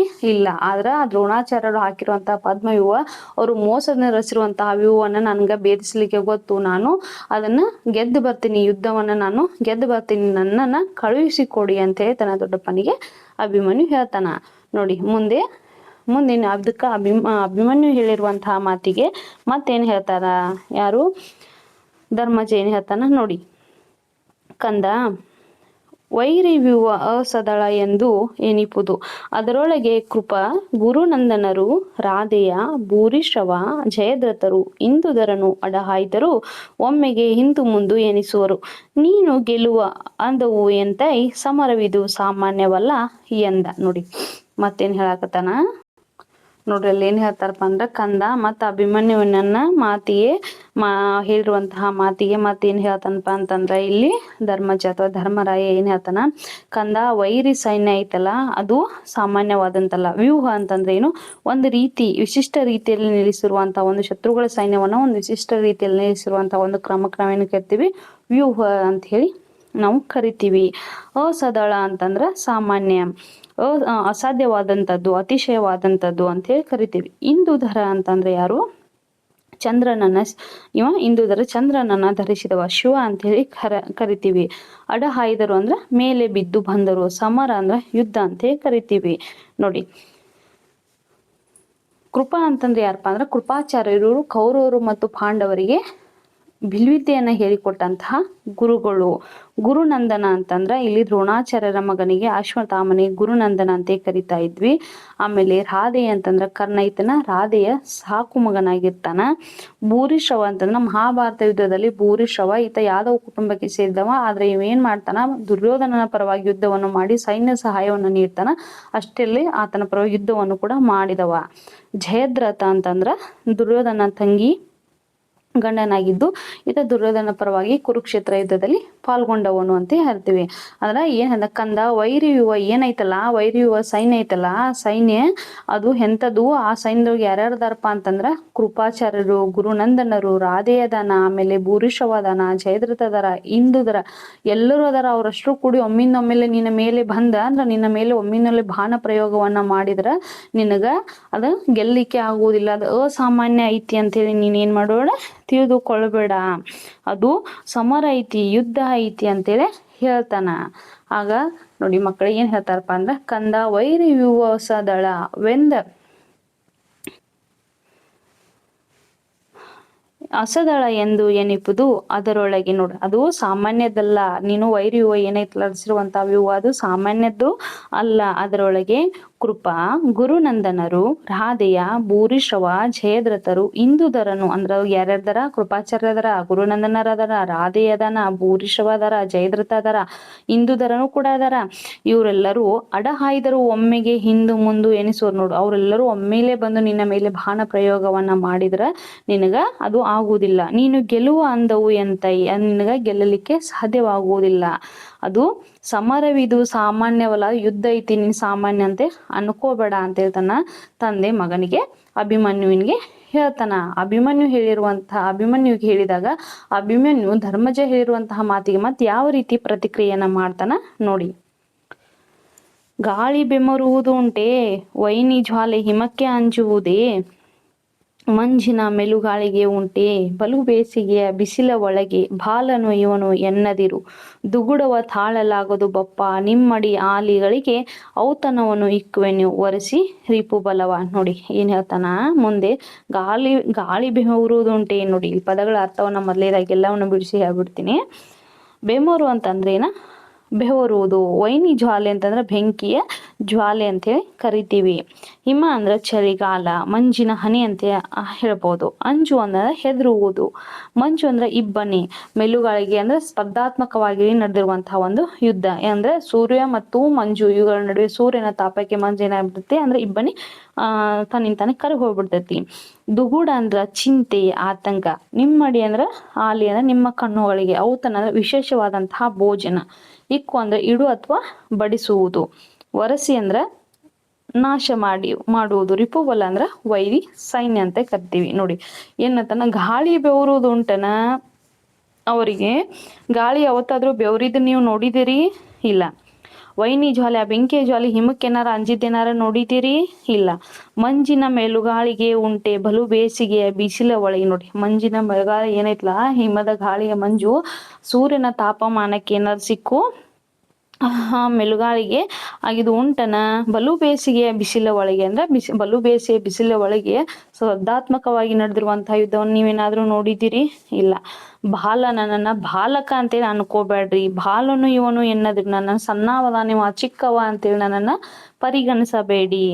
ದುಗುಡವ ತಾಳಲಾಗೋದು, ನನ್ನ ದುಃಖ ಏನೈತಲ್ಲ ಇದನ್ನ ತಾಳಲಿಕ್ಕೆ ನನಗೆ ಆಗ್ತಾ ಇಲ್ಲ. ನಿಮ್ಮ ಮಾತಿನ ನನಗೆ ಬರ್ತಕ್ಕಂತಹ ತಾಳವನ್ನ ನೋಡ್ಲಿಕ್ಕೆ ನನಗೆ ದುಃಖವನ್ನ ತಾಳಲಿಕ್ಕೆ ಆಗ್ತಾ ಇಲ್ಲ. ಬೊಪ್ಪ ಅಪ್ಪಾಜಿ ಅಂದ ತಂದೆ, ನಿಮ್ಮಡಿ ಹಾಲುಗಳು ನಿಮ್ಮ ಕಣ್ಣುಗಳಿಗೆ ಅವ್ರನ್ನೆಲ್ಲವನ್ನ ಗೆದ್ದು ಬಂದು ಆ ರಿಪುಬಲ ವೈರಿ ಸೈನ್ಯವನ್ನ ನಾನು ಸೋಲಿಸಿ ಬಂದು ಔತಣವನ್ನ ಇಕ್ಕುವೆನು ವರಸಿ ರಿಪುಬಲವ. ನೋಡಿ, ನಿಮ್ಮ ಕಣ್ಣುಗಳಿಗೆ ನಾನು ಏನ್ ಮಾಡ್ತೀನಿ, ಆ ವೈರಿ ಸೈನ್ಯವನ್ನೆಲ್ಲವನ್ನು ಸೋಲಿಸಿ ಬಂದು ವಿಶೇಷವಾದಂತಹ ಭೋಜನವನ್ನ ನಿಮಗ್ ನೀಡ್ತೀನಿ, ಔತಣವನ್ನ ನಾನು ನಿನಗೆ ನಿಮ್ಮ ಹತ್ರ ಬಡಿಸ್ತೀನಿ ಅಂತ ಹೇಳ್ತಾನ. ನೋಡಿ ಮಕ್ಳು, ಇನ್ನೊಮ್ಮೆ ಹೇಳ್ತೀನಿ. ಗಾಳಿ ಯಾವತ್ತಾದ್ರೂ ಬೆವರಿದ್ ನೋಡಿದಿರಿ? ಬೆಂಕಿ ಜ್ವಾಲೆ ಹಿಮ ಕರಗಿದ್ ನೋಡಿದಿರಿ? ಆಮೇಲೆ ಮೆಲುಗಾಳಿಗೆ ಈ ಮಂಜು ಇಬ್ಬನಿ ಮತ್ತು ಸೂರ್ಯನ ತಾಪಮಾನಕ್ಕೆ ನಡೆದಿರುವಂತಹ ಒಂದು ಸ್ಪರ್ಧಾತ್ಮಕವಾಗಿ ನಡೆದಿರುವಂತಹ ಒಂದು ಯುದ್ಧ, ಅದನ್ನ ನೋಡಿದಿರಿ? ನನ್ನನ್ನ ಬಾಲಕ ಅಂತ ನೀವು ಪರಿಗಣಿಸಬೇಡ್ರಿ. ನನಗ ನೀವು ಆಡಿದ ಮಾತುಗಳಿಂದ ನನಗ ದುಃಖವನ್ನ ತಡೆದುಕೊಳ್ಳಲಿಕ್ಕೆ ಆಗ್ತಾ ಇಲ್ಲ. ನಾನು ನಿಮ್ಮ ಪಾದಗಳಿಗೆ ನಿಮ್ಮಡಿ ನಿಮ್ಮ ಕಣ್ಣುಗಳಿಗೆ ನಾನು ಏನ್ ಮಾಡ್ತೀನಿ, ವಿಶೇಷವಾದಂತಹ ಭೋಜನವನ್ನ ನೀಡ್ತೀನಿ. ಹೆಂಗ್ ನೀಡ್ತೇನೆ ಅಂದ್ರೆ, ಆ ಯುದ್ಧ ರಂಗದಲ್ಲಿ ನಾನು ಏನ್ ಮಾಡ್ತೀನಿ, ಅವ್ರನ್ನೆಲ್ಲ ಸೋಲಿಸಿ ಒಂದು ವೈರಿ ಸೈನ್ಯವನ್ನ ನಾನು ಸೆದೆ ಬಡಿದು ನಾನು ಏನ್ ಮಾಡ್ತೀನಿ, ನಿಮಗೆ ವಿಶೇಷವಾದಂತಹ ಭೋಜನವನ್ನ ಕೊಡಿಸ್ತೀನಿ, ನೀಡ್ತೀನಿ ಅಂತೇಳಿ ಅಭಿಮನ್ಯು ಹೇಳ್ತಾನ. ಮುಂದೆ ನೋಡಿ, ಅರಿಬಲ್ಲವ ನೀ ಕಂಡಿಗೆಳೆ ಮೋಹರ ಸಹಿತ ನಾ ಬಹೇನು ನಡೆ ಎಂದು ಅರಸನು ಅಭಿಮನ್ಯುವಿಗೆ ನೇಮವ ಕೊಟ್ಟನು. ಆಹವಕ್ಕೆ ಜನಪನಂಗ್ರಿಗೆ ಮಣಿದು ಕೈ ಮುಗಿದು ಎನಗೆ ಬೆಸಸೈ ಬೊಪ್ಪ ತಾ ಬಲ್ಲೆನು ಮಹಾ ಆಹೋದ ಒಳಗೆ ಪದ್ಮವ್ಯೂಹ ಭೇದನವ. ನೋಡಿ ಏನ್ ಹೇಳ್ತಾರಪ್ಪ ಅಂತಂದ್ರೆ, ಇಲ್ಲಿ ಪದಗಳ ಅರ್ಥವನ್ನು ಹೇಳ್ತೀನಿ. ಮೊದಲನೇದಾಗಿ ಅರಿಬಲ್ಲ ಅಂತಂದ್ರೆ ಇಲ್ಲಿ ವೈರಿ ಸೈನ್ಯ ಅಂತ ಹೇಳ್ತೀವಿ. ಖಂಡಿಗಳೇ ಅಂದ್ರೆ ನಾಶಪಡಿಸುವುದು, ಮೋಹರ ಅಂದ್ರೆ ಸೈನ್ಯ, ನೇಮ ಅಂದ್ರೆ ಅಪ್ಪನೆ ಮಾಡುವುದು, ಆಹವ ಅಂದ್ರೆ ಯುದ್ಧ ಅಂತ ಕರಿತೀವಿ. ನೋಡಿ ಇಲ್ಲಿ ಏನ್ ಹೇಳ್ತಾ ಅಂದ್ರ, ಅರಿಬಲ ಸೈನ್ಯ ಏನೈತಲ್ಲ, ಅರಿಬಲವ ನೀ ಕಂಡಿಗೆಳೆ ಮೋಹರ ಸಹಿತ ನಾ ಬಹೇನು ನಡೆ. ನೋಡಿ, ಆ ವೈರಿ ಸೈನ್ಯವನ್ನ ನಾನು ನೋಡಿದೀನಿ. ನೋಡಿ ಅವಾಗ ಏನ್ ಹೇಳ್ತಾನಪ್ಪ ಅಂದ್ರ, ನೀನು ಚಿಕ್ಕವನಾದ್ರೂ ಕೂಡ ನಮ್ಮ ಸೈನ್ಯದ ಜೊತೆಗೆ ಹೋರಾಡ್ಲಿಕ್ಕೆ ನಾನು ಅವಕಾಶವನ್ನ ಕೊಡ್ತೀನಿ ಅಂತ ಹೇಳಿ ಹೇಳ್ತಾನ. ಏನಂತ ಹೇಳ್ತಾನ, ಅರಿಬಲವ ನೀ ಕಂಡಿಗಳೇ ಮೋಹರ ಸಹಿತ ನಾ ಬಹೇನು ನಡಿ. ನೋಡು, ಈ ಯುದ್ಧದಲ್ಲಿ ನಾನು ಪಾಲ್ಗೊಳ್ಳಿಕ್ಕೆ ನಿನಗ ಅವಕಾಶವನ್ನ ಕೊಡ್ತೀನಿ ಹಿಂಗ ಎಂದು ಅರಸನು ಅಭಿಮನ್ಯುವಿಗೆ ನೇಮವ ಕೊಟ್ಟನು. ಆಹ್ವಾಕೆ. ನೋಡಿ, ನಮ್ಮ ಸೈನ್ಯದ ಜೊತೆ ನಾನು ಹೋರಾಡ್ಲಿಕ್ಕೆ ನಿನಗ ಒಂದು ಅವಕಾಶವನ್ನ ಕೊಡ್ತೀನಿ. ಯಾವ ರೀತಿ ಕೊಡ್ತಾನಪ್ಪ ಅಂದ್ರೆ, ಅಭಿಮನ್ಯುವಿಗೆ ಆತನಿಗೆ ಅನುಮತಿಯನ್ನ ಕೊಡ್ತಾನ. ಹೌದಾ? ಆಹು ಅಂದ್ರೆ ಯುದ್ಧದಲ್ಲಿ ಪಾಲ್ಗೊಳ್ಳಿಕ್ಕೆ ಅಭಿಮನ್ಯುವಿಗೆ ಧರ್ಮರಾಯಲ್ಲಿ ಅವಕಾಶವನ್ನು ಕೊಡ್ತಾನ. ಅದಕ್ಕೆ ಅಭಿಮನ್ಯು ಏನ್ ಹೇಳ್ತಾನ ನೋಡಿ, ಮತ್ತೆ ಜನಪನ ಅಂಗ್ರಿಗೆ ಮಣಿದು ಕೈ ಮುಗಿದು ಎನಗೆ ಬೆಸಸೈ ಬೊಪ್ಪ ತಾ ಬಲ್ಲೆನು ಮಹಾ ಆಹೋದ ಒಳಗೆ ಪದ್ಮವ್ಯೂಹ ಭೇದನವ. ನೋಡಿ ಅವಾಗ ಮತ್ತೇನ್ ಹೇಳ್ತಾನ ಅಭಿಮನ್ಯು, ಮತ್ತೆ ತನ್ನ ಧರ್ಮರಾಯನೇ ತನ್ನ ದೊಡ್ಡಪ್ಪನಿಗೆ ನಮಸ್ಕಾರವನ್ನ, ಆತನ ಪಾದಗಳಿಗೆ ನಮಸ್ಕಾರವನ್ನ ಮಾಡಿ, ನಾನು ಹೋಗ್ತೀನಿ, ಆ ಪದ್ಮವ್ಯೂಹವನ್ನ ಭೇದಿಸ್ತೀನಿ, ನಾನು ಪದ್ಮವನ್ನು ಭೇದಿಸಿ ಯುದ್ಧವನ್ನ ಗೆದ್ದು ಬರ್ತೀನಿ ಅಂತೇಳಿ ಆತನಿಗೆ ವಂದಿಸಿ ಅಭಿಮನ್ಯು ಯುದ್ಧದಲ್ಲಿ ಪಾಲ್ಗೊಳ್ಳಕ್ಕೆ ಹೋಗ್ತಾನ. ಮಕ್ಕಳ ಇನ್ನೊಂದ್ಸಲ ಸಿಂಪಲ್ ಆಗಿ ಎಲ್ಲ 6 ಪದ್ಯ ಭಾಗದ ಒಂದು ಸಿಂಪಲ್ ಆಗಿ ಹೇಳ್ತೀನಿ ನೋಡಿ ಮಕ್ಕಳೇ, ಇನ್ನೊಂದ್ಸಲ ಹೇಳ್ತೀನಿ. ಪ್ರಸ್ತುತ ಪದ್ಯ ಭಾಗ ಏನಪ್ಪಾ ಅಂದ್ರೆ, ಅಭಿಮನ್ಯು ಆಡಿರುವಂತಹ ಒಂದು ಸಾಹಸದ ಮಾತುಗಳನ್ನ ನಾವು ಇಲ್ಲಿ ನೋಡಬಹುದು. ಈತ ವೀರನಾದ್ರೂ ವಿನಯಶಾಲಿ ಆದಂತಹ ಮಾತುಗಳನ್ನ ಇಲ್ಲಿ ಏನ್ ಮಾಡ್ತಾರ, ಕವಿಗಳು ಹೇಳ್ಕೊಡ್ತಾರ. ಆತನ ಸಾಹಸ, ಧೈರ್ಯ, ಆತ್ಮಸ್ಥೈರ್ಯವನ್ನೆಲ್ಲ ಯಾವ ರೀತಿ ಅಳವಡಿಸಿಕೊಳ್ಳಬೇಕೆಂಬುದನ್ನ ನಾವು ಈ ಪದ್ಯ ಭಾಗದಲ್ಲಿ ನೋಡಿದ್ವಿ. ಧೈರ್ಯಂ ಸರ್ವತ್ರಂ ಸಾಧನಂ ಅಂತ ಹೇಳ್ತೀವಲ್ಲ, ಅದಕ್ಕೆ ಎಲ್ಲಾ ಜಯಕ್ಕೂ ಧೈರ್ಯವೇ ಮೂಲ ಕಾರಣ ಅಂತ ಹೇಳ್ತೀವಿ. ನೋಡಿ ಹೆಂಗ್ ಹೇಳ್ತಾರಪ್ಪ ಅಂತಂದ್ರ, ನಾವು ಯಾವುದೇ ಕೌಶಲ್ಯವನ್ನ ಕಲಿಬೇಕಂತಂದ್ರೆ ಏನಾಗಿರ್ಬೇಕು, ಪೂರ್ಣವಾಗಿ ವಿದ್ಯೆಯನ್ನ ಕಲಿಬೇಕು. ಅರ್ಧಂಬರ್ಧ ನಾವು ಕಲಿತ್ರೆ ಹಿಂಗ ಅನಾಹುತ ಆಗ್ತೈತಂತೆ ಹೇಳ್ತಾರ. ಏನಂತ ಹೇಳ್ತಾನಂದ್ರ, ದ್ರೋಣಾಚಾರ್ಯರು ಏನ್ ಮಾಡ್ತಾರ, ಪದ್ಮವ್ಯೂಹವನ್ನ ರಚಿರ್ತಾರ. ಮಹಾಭಾರತ ಯುದ್ಧದಲ್ಲಿ, ಕುರುಕ್ಷೇತ್ರ ಯುದ್ಧದಲ್ಲಿ ದ್ರೋಣಾಚಾರ್ಯರು ಏನ್ ಮಾಡಿರ್ತಾರ, ಪದ್ಮವ್ಯೂಹವನ್ನ ರಚನೆಯನ್ನ ಮಾಡಿರ್ತಾರ. ಮಾಡುವಂತಹ ಸಂದರ್ಭದಲ್ಲಿ ಕೃಷ್ಣ ಮತ್ತು ಅರ್ಜುನರಿಗೆ ಮಾತ್ರ ಪದ್ಮವ್ಯೂಹವನ್ನು ಭೇದಿಸಲಿಕ್ಕೆ ಗೊತ್ತಿರುತ್ತೆ. ಅವರು ರಣರಂಗದಲ್ಲಿ, ಯುದ್ಧದ ಭೂಮಿಯಲ್ಲಿ ತುಂಬಾ ದೂರ ಇರುವುದರಿಂದ ಯುದ್ಧವನ್ನ ಮುಂದುವರಿಸುವುದು ಧರ್ಮರಾಯನಿಗೆ ಚಿಂತೆ ಆಗಿಬಿಟ್ಟಿರ್ತೈತಿ. ಅವರು ಬರುವವರೆಗೆ ನಾನು ಯುದ್ಧವನ್ನ ಯಾವ ರೀತಿ ಮುಂದುವರಿಸಿಕೊಂಡು ಹೋಗ್ಬೇಕು ಅನ್ನುವಂಥದ್ದು ಚಿಂತಾಕ್ರಾಂತನಾಗಿರುವಂತ ಸಂದರ್ಭದಲ್ಲಿ ಅಭಿಮನ್ಯು ಬರ್ತಾನ. ಆತರ ಅಭಿಮನ್ಯುವಿಗೆ ಏನಾಗಿರ್ತೈತಿ, ಪದ್ಮವ್ಯೂಹವನ್ನ ಭೇದಿಸ್ಲಿಕ್ಕೆ ಒಳಗೆ ಹೋಗ್ಲಿಕ್ಕೆ ಮಾತ್ರ ಗೊತ್ತಿರತ್ತ. ಆದ್ರ ಧರ್ಮರಾಯನಿಗೆ ಅದರಿಂದ ಹೊರಗೆ ಬರೋದು ಗೊತ್ತಿರೋದಿಲ್ಲ. ಹೀಗಾಗಿ ಧರ್ಮರಾಯನಲ್ಲಿ ಏನು ಕೇಳ್ತಾನೆ, ನನ್ನನ್ನು ಪದ್ಮವ್ಯೂಹವನ್ನು ಭೇದಿಸ್ಲಿಕ್ಕೆ ಒಳಗಡೆ ಕಳಿಸ್ಕೊಡ್ರಿ, ನಾನು ಶತ್ರುಗಳನ್ನ ಯಮಪುರಿಗೆ ಆಡ್ತೀನಿ ಅಂತ ಅಭಿಮನ್ಯು ಹೇಳ್ತಾನ. ಏನಂತ ಹೇಳ್ತಾನಪ್ಪ ಅಂತಂದ್ರೆ, ದೊಡ್ಡಪ್ಪ ಮಹಾಯುದ್ಧವನ್ನ ನಾನು ಗೆದ್ದು ಬರ್ತೀನಿ, ನೀ ಚಿಂತಿಸಬೇಡ, ನನ್ನ ಯುದ್ಧ ಭೂಮಿಗೆ ಕಳಿಸ್ಕೊಡು ಅಂತೇಳಿ ಆತನ ಪಾದಗಳಿಗೆ ನಮಸ್ಕಾರವನ್ನ ಮಾಡಿ ಅಂತ ಹೇಳಿದಾಗ, ಅದಕ್ಕೆ ಧರ್ಮರಾಯ ಏನ್ ಹೇಳ್ತಾನ, ಆತನ ಮಾತುಗಳಿಗೆ ನಕ್ಕು ಆತನ ಬಿಗಿದಪ್ಪಿ ಅಪ್ಪಿಕೊಂಡು, ನಿನ್ನ ಚಿಕ್ಕ ವಯಸ್ಸಿಗೆ ನಿನ್ನಂತಹ ಪೌರುಷದ ಮಾತುಗಳು ನಡೆದು ಇದು ನಿನ್ನ ಘನತೆಗೆ ತುಂಬಾ ಶ್ರೇಷ್ಠವಾದಂತಹ ಮಾತುಗಳು. ಆದ್ರೆ ನೀನಿನ್ನು ಮಗು ಅದಿ, ಎದುರುಗಡೆ ಇರುವವರು, ನಿನ್ನ ಎದುರುಗಡೆ ಏನ ಯುದ್ಧ ಭೂಮಿಯಲ್ಲಿ ಅದರಲ್ಲ ಅವರೆಲ್ಲರೂ ಸಾಮಾನ್ಯ ಅಂತ ಅನ್ಕೋಬೇಡ, ಅಸಾಮಾನ್ಯ ಅಂತ ಅನ್ಕೋಬೇಡ, ಅವರೆಲ್ಲರೂ ಅಸಾಮಾನ್ಯರದಾರ, ಸಾಮಾನ್ಯ ಅಂತ ಅನ್ಕೋಬೇಡ, ಅವರೆಲ್ಲರೂ ಮಹಾಬಲರು, ಮಹಾರಥರು ಅದಾರ, ಸಾರಥಿಗಳು, ಸಾಹಸಿಗಳು ಅದಾರ, ಅವರನ್ನ ನೀನ್ ಹೇಗೆ ತಡೆದು ಯುದ್ಧ ಮಾಡ್ತಿ ಅಂದಾಗ ಅಭಿಮನ್ಯು ಮತ್ತೇನ್ ಹೇಳ್ತಾನ, ಅವರೆಲ್ಲ ನನಗೆ ಮೃಗಜಲದಂತೆ ಕಾಣ್ತಾರ, ಅವರು ಭ್ರಮೆಯಲ್ಲಿ ಇರೋರು, ಭ್ರಮೆಯ ಮೃಗಜಲದಂತೆ ಇರುವಂತಹ ಭ್ರಮೆಯಲ್ಲಿ ದೋಣಿಯನ್ನ ನಡೆಸಲಿಕ್ಕೆ ಯಾವತ್ತಾದ್ರೂ ಸಾಧ್ಯವಾಗ್ತೈತೇನ, ಅವರ ಮೋಸದ ಆಲೋಚನೆ ನಾನೆಂದು ಹೆದರುವುದಿಲ್ಲ, ನನ್ನನ್ನು ಕಳಿಸ್ಕೊಡು, ಈ ಸದ್ಯ ನನ್ನನ್ನು ಈಗಲೇ ನೀನು ಕಳಿಸ್ಕೊಡು, ನಾನು ಯುದ್ಧವನ್ನು ಗೆದ್ದೇ ಬರುತ್ತೇನೆ ಅಂತ ಹೇಳಿದಾಗ ಮತ್ತೆ ಧರ್ಮರಾಯನ ಹೇಳ್ತಾನ, ವೈರಿಗಳು ಪದ್ಮವ್ಯೂಹವನ್ನ ರಚಿತಾರಪ್ಪ ಕಂದ, ಆದ್ರೆ ಅಲ್ಲಿರೋರು ಯಾರು ಅಸಾಧ್ಯರು ಅನ್ಕೋಬೇಡ, ಅಲ್ಲಿರೋರು ಕೃಪಾಚಾರ್ಯರು, ಅಶ್ವತ್ಥಾಮ, ಕರ್ಣ, ಜಯದ್ರಥ ಮುಂತಾದ ಅತಿರಥ ಮಹಾರಥರು ಏನದಾರ ಆ ಯುದ್ಧ ಭೂಮಿಯಲ್ಲಿ ಅದಾರ. ಅವರನ್ನೆಲ್ಲರೂ ಏನ್ ಮಾಡುದು, ಅವರೆಲ್ಲವನ್ನ ಸೋಲಿಸಿ ಯುದ್ಧವನ್ನ ಪದ್ಮವ್ಯೂಹ ಚಕ್ರವನ್ನು ಬೇಯಿಸಿ ಹೊರಬರೋದು ಅಷ್ಟೊಂದು ಸುಲಭ ಅಂತ ಅನ್ಕೋಬೇಡ ಅಂತೇಳಿ ಮತ್ತೆ ಧರ್ಮರಾಯ ಹೇಳಿರುವಂತಹ ಸಂದರ್ಭದಲ್ಲಿ ಅಭಿಮನ್ಯು ಏನ್ ಹೇಳ್ತಾನಪ್ಪ ಅಂದ್ರ, ಗಾಳಿ ಯಾವತ್ತಾದ್ರೆ ಬೆವರ್ತತಿ, ಅಗ್ನಿಜಾಲ ಯಾವತ್ತಾರ ಹಿಮಕ್ಕೆ ಏನಾರ ಅನ್ಸುತ್ತನ ಇಲ್ಲ, ಅದೊಂದು ಸ್ಪರ್ಧಾತ್ಮಕವಾದಂತಹ ಯುದ್ಧ, ನಾನು ಚಿಕ್ಕವ ಅಂತೇಳಿ ನನಗ ನೀವು ಹಿಂಜರಿಬೇಡ್ರಿ, ನಾನು ಯುದ್ಧ ರಣರಂಗದಲ್ಲಿ ವೈರಿ ಸೈನ್ಯವನ್ನು ಸೋಲಿಸಿ ನಿಮ್ಮ ಕಣ್ಣುಗಳಿಗೆ ಔತಣವನ್ನ ನಾನು ಕೊಡ್ತೀನಿ, ವೈರಿ ಸೈನ್ಯವನ್ನು ಸೋಲಿಸಿ ಬರ್ತೀನಿ, ನನ್ನನ್ನು ಕಳುಹಿಸಿ ಕೊಡಿ ಅಂತ ಧರ್ಮರಾಯ ಹೇಳಿರುವಂತ ಸಂದರ್ಭದಲ್ಲಿ ನಾನು ಕೂಡ ನಮ್ಮ ಸೈನ್ಯದ ಜೊತೆಗೆ ಅಭಿಮನ್ಯುವಿಗೆ ಹೋರಾಡಲು ಅವಕಾಶವನ್ನು ಕೊಡ್ತೀನಿ, ನೀನು ಚಿಕ್ಕವನಾದ್ರೂ ಕೂಡ ವೀರದಿ, ಶೂರದಿ, ಧೀರದಿ ಅಂತೇಳಿ ಆತನ ಪ್ರದರ್ಶನವನ್ನು, ಪರಾಕ್ರಮದ ಪ್ರದರ್ಶನವನ್ನ ಇಲ್ಲಿ ಕುಮಾರವ್ಯಾಸರು ತುಂಬಾ ಅದ್ಭುತವಾಗಿ ಮನೋಜ್ಞವಾಗಿ ಗಮನವನ್ನ ಸೆಳೆದಿದಾರ. ನೋಡಿ ಮಕ್ಕಳೇ, ನಾವು ಯಾವುದೇ ವಿದ್ಯೆಯನ್ನು ಕಲಿತ್ರೆ ಅರ್ಧಂಬರ್ಧ ಕಲಿಬಾರ್ದು, ಕಲಿತ್ರೆ ಪೂರ್ತಿಯಾಗಿನೇ ಕಲಿಯಬೇಕು. ಒಂದ್ ವೇಳೆ ಅರ್ಧಂಬರ್ಧ ಕಲ್ತಿರುವಂತ ವಿದ್ಯೆಗಳಲ್ಲಿ ನಾವು ಯಾವತ್ತೂ ಕೈ ಹಾಕಿ ನಾವು ಸಾಹಸದ ಕೆಲಸಗಳನ್ನ ಮಾಡ್ತೇವೆ ಎಂಬುದು ಅಸಾಧ್ಯ. ಆದ್ರೆ ನಾನು ಹೇಳುವುದಿಷ್ಟ ಇಲ್ಲಿ ಮಕ್ಕಳೇ, ನಾವು ಯಾವಾಗಲೂ ಉತ್ತರ ಕುಮಾರನಂತ ಆಗ್ಬಾರ್ದು, ಆದ್ರೆ ನಾವು ಅಭಿಮನ್ಯುವಂತ ವೀರ ಬಾಲಕನಾಗಿ ನಾವು ನಮ್ಮ ಜೀವನವನ್ನ ನಡೆಸಬೇಕು. ಎಂಥ ಸಂದರ್ಭ ಬಂದರೂ ಕೂಡ ಅಭಿಮನ್ಯು ಹೇಳ್ತಾನ, ತನ್ನ ಸಾವು ಕಣ್ಮುಂದಿದೆ ಅಂತ ಗೊತ್ತಿದ್ರು ಕೂಡ ನಾನು ಹೋರಾಟ ಮಾಡೇ ಮಾಡ್ತೀನಿ, ಗೆಲ್ತೀನಿ ಅನ್ನುವಂಥದ್ದೊಂದು ಧೈರ್ಯಂ ಸರ್ವತ್ರಂ ಸಾಧನ ಅಂತ ಮೊದಲೇ ಹೇಳಿದ್ನಲ್ಲ, ಎಲ್ಲ ಜಯಕ್ಕೂ ಧೈರ್ಯವೇ ಮೂಲ ಕಾರಣ. ಆ ಧೈರ್ಯದಿಂದಲೇ ಏನಾಗುವುದು, ನಾವು ಯುದ್ಧ ಭೂಮಿಯಲ್ಲಿ ಗೆಲ್ತೀವಿ ಅನ್ನುವಂತಹ ಒಂದು ಅಭಿಮಾನದಿಂದ ಏನ್ ಹೇಳ್ತಾನೆ ತನ್ನ ದೊಡ್ಡಪ್ಪನಿಗೆ ಅಭಿಮನ್ಯು ಹೇಳಿದಂತಹ ಮಾತುಗಳನ್ನ ನಾವು ನೋಡ್ಬೋದು. ನೋಡಿ, ಕೊನೆಗೆ ಭಾನುಗಳ ಹೊಡೆತನ ತಾಳಲಿಕ್ಕೆ ಆಗದೆ ಅಭಿಮನ್ಯು ಏನ್ ಮಾಡ್ತಾನೆ, ಎಷ್ಟೊಂದು ಹೋರಾಟವನ್ನ ಮಾಡಿದ್ರು ಕೂಡ ಕೊನೆಗೆ ಏನ್ ಮಾಡ್ಬಿಡ್ತಾನ, ತನ್ನ ಒಂದು ಕೈಯನ್ನ ಕಳ್ಕೊಂಡ್ಬಿಡ್ತಾನ, ಕುರುಕ್ಷೇತ್ರದಲ್ಲಿ ಕಳೆದುಕೊಂಡು ವೀರ ಮರಣವನ್ನ ಒಪ್ಪಿರುವಂತಹ ವೀರ ಮರಣವನ್ನ ಹೊಂತಾನೆ ಯಾರು, ಅಭಿಮನ್ಯು. ಈಗ ಈ ರಣರಂಗದಲ್ಲಿ ವೀರ ಮರಣವನ್ನು ಹೊಂದಿರುವಂತಹ ಬಾಲಕನಾಗಿರುವ ಅಭಿಮನ್ಯು ಇತಿಹಾಸದಲ್ಲಿ ಇಂದಿಯೂ ಕೂಡ ಅಮರವಾಗಿದನ, ಅಜರಾಮರವಾಗಿದನ.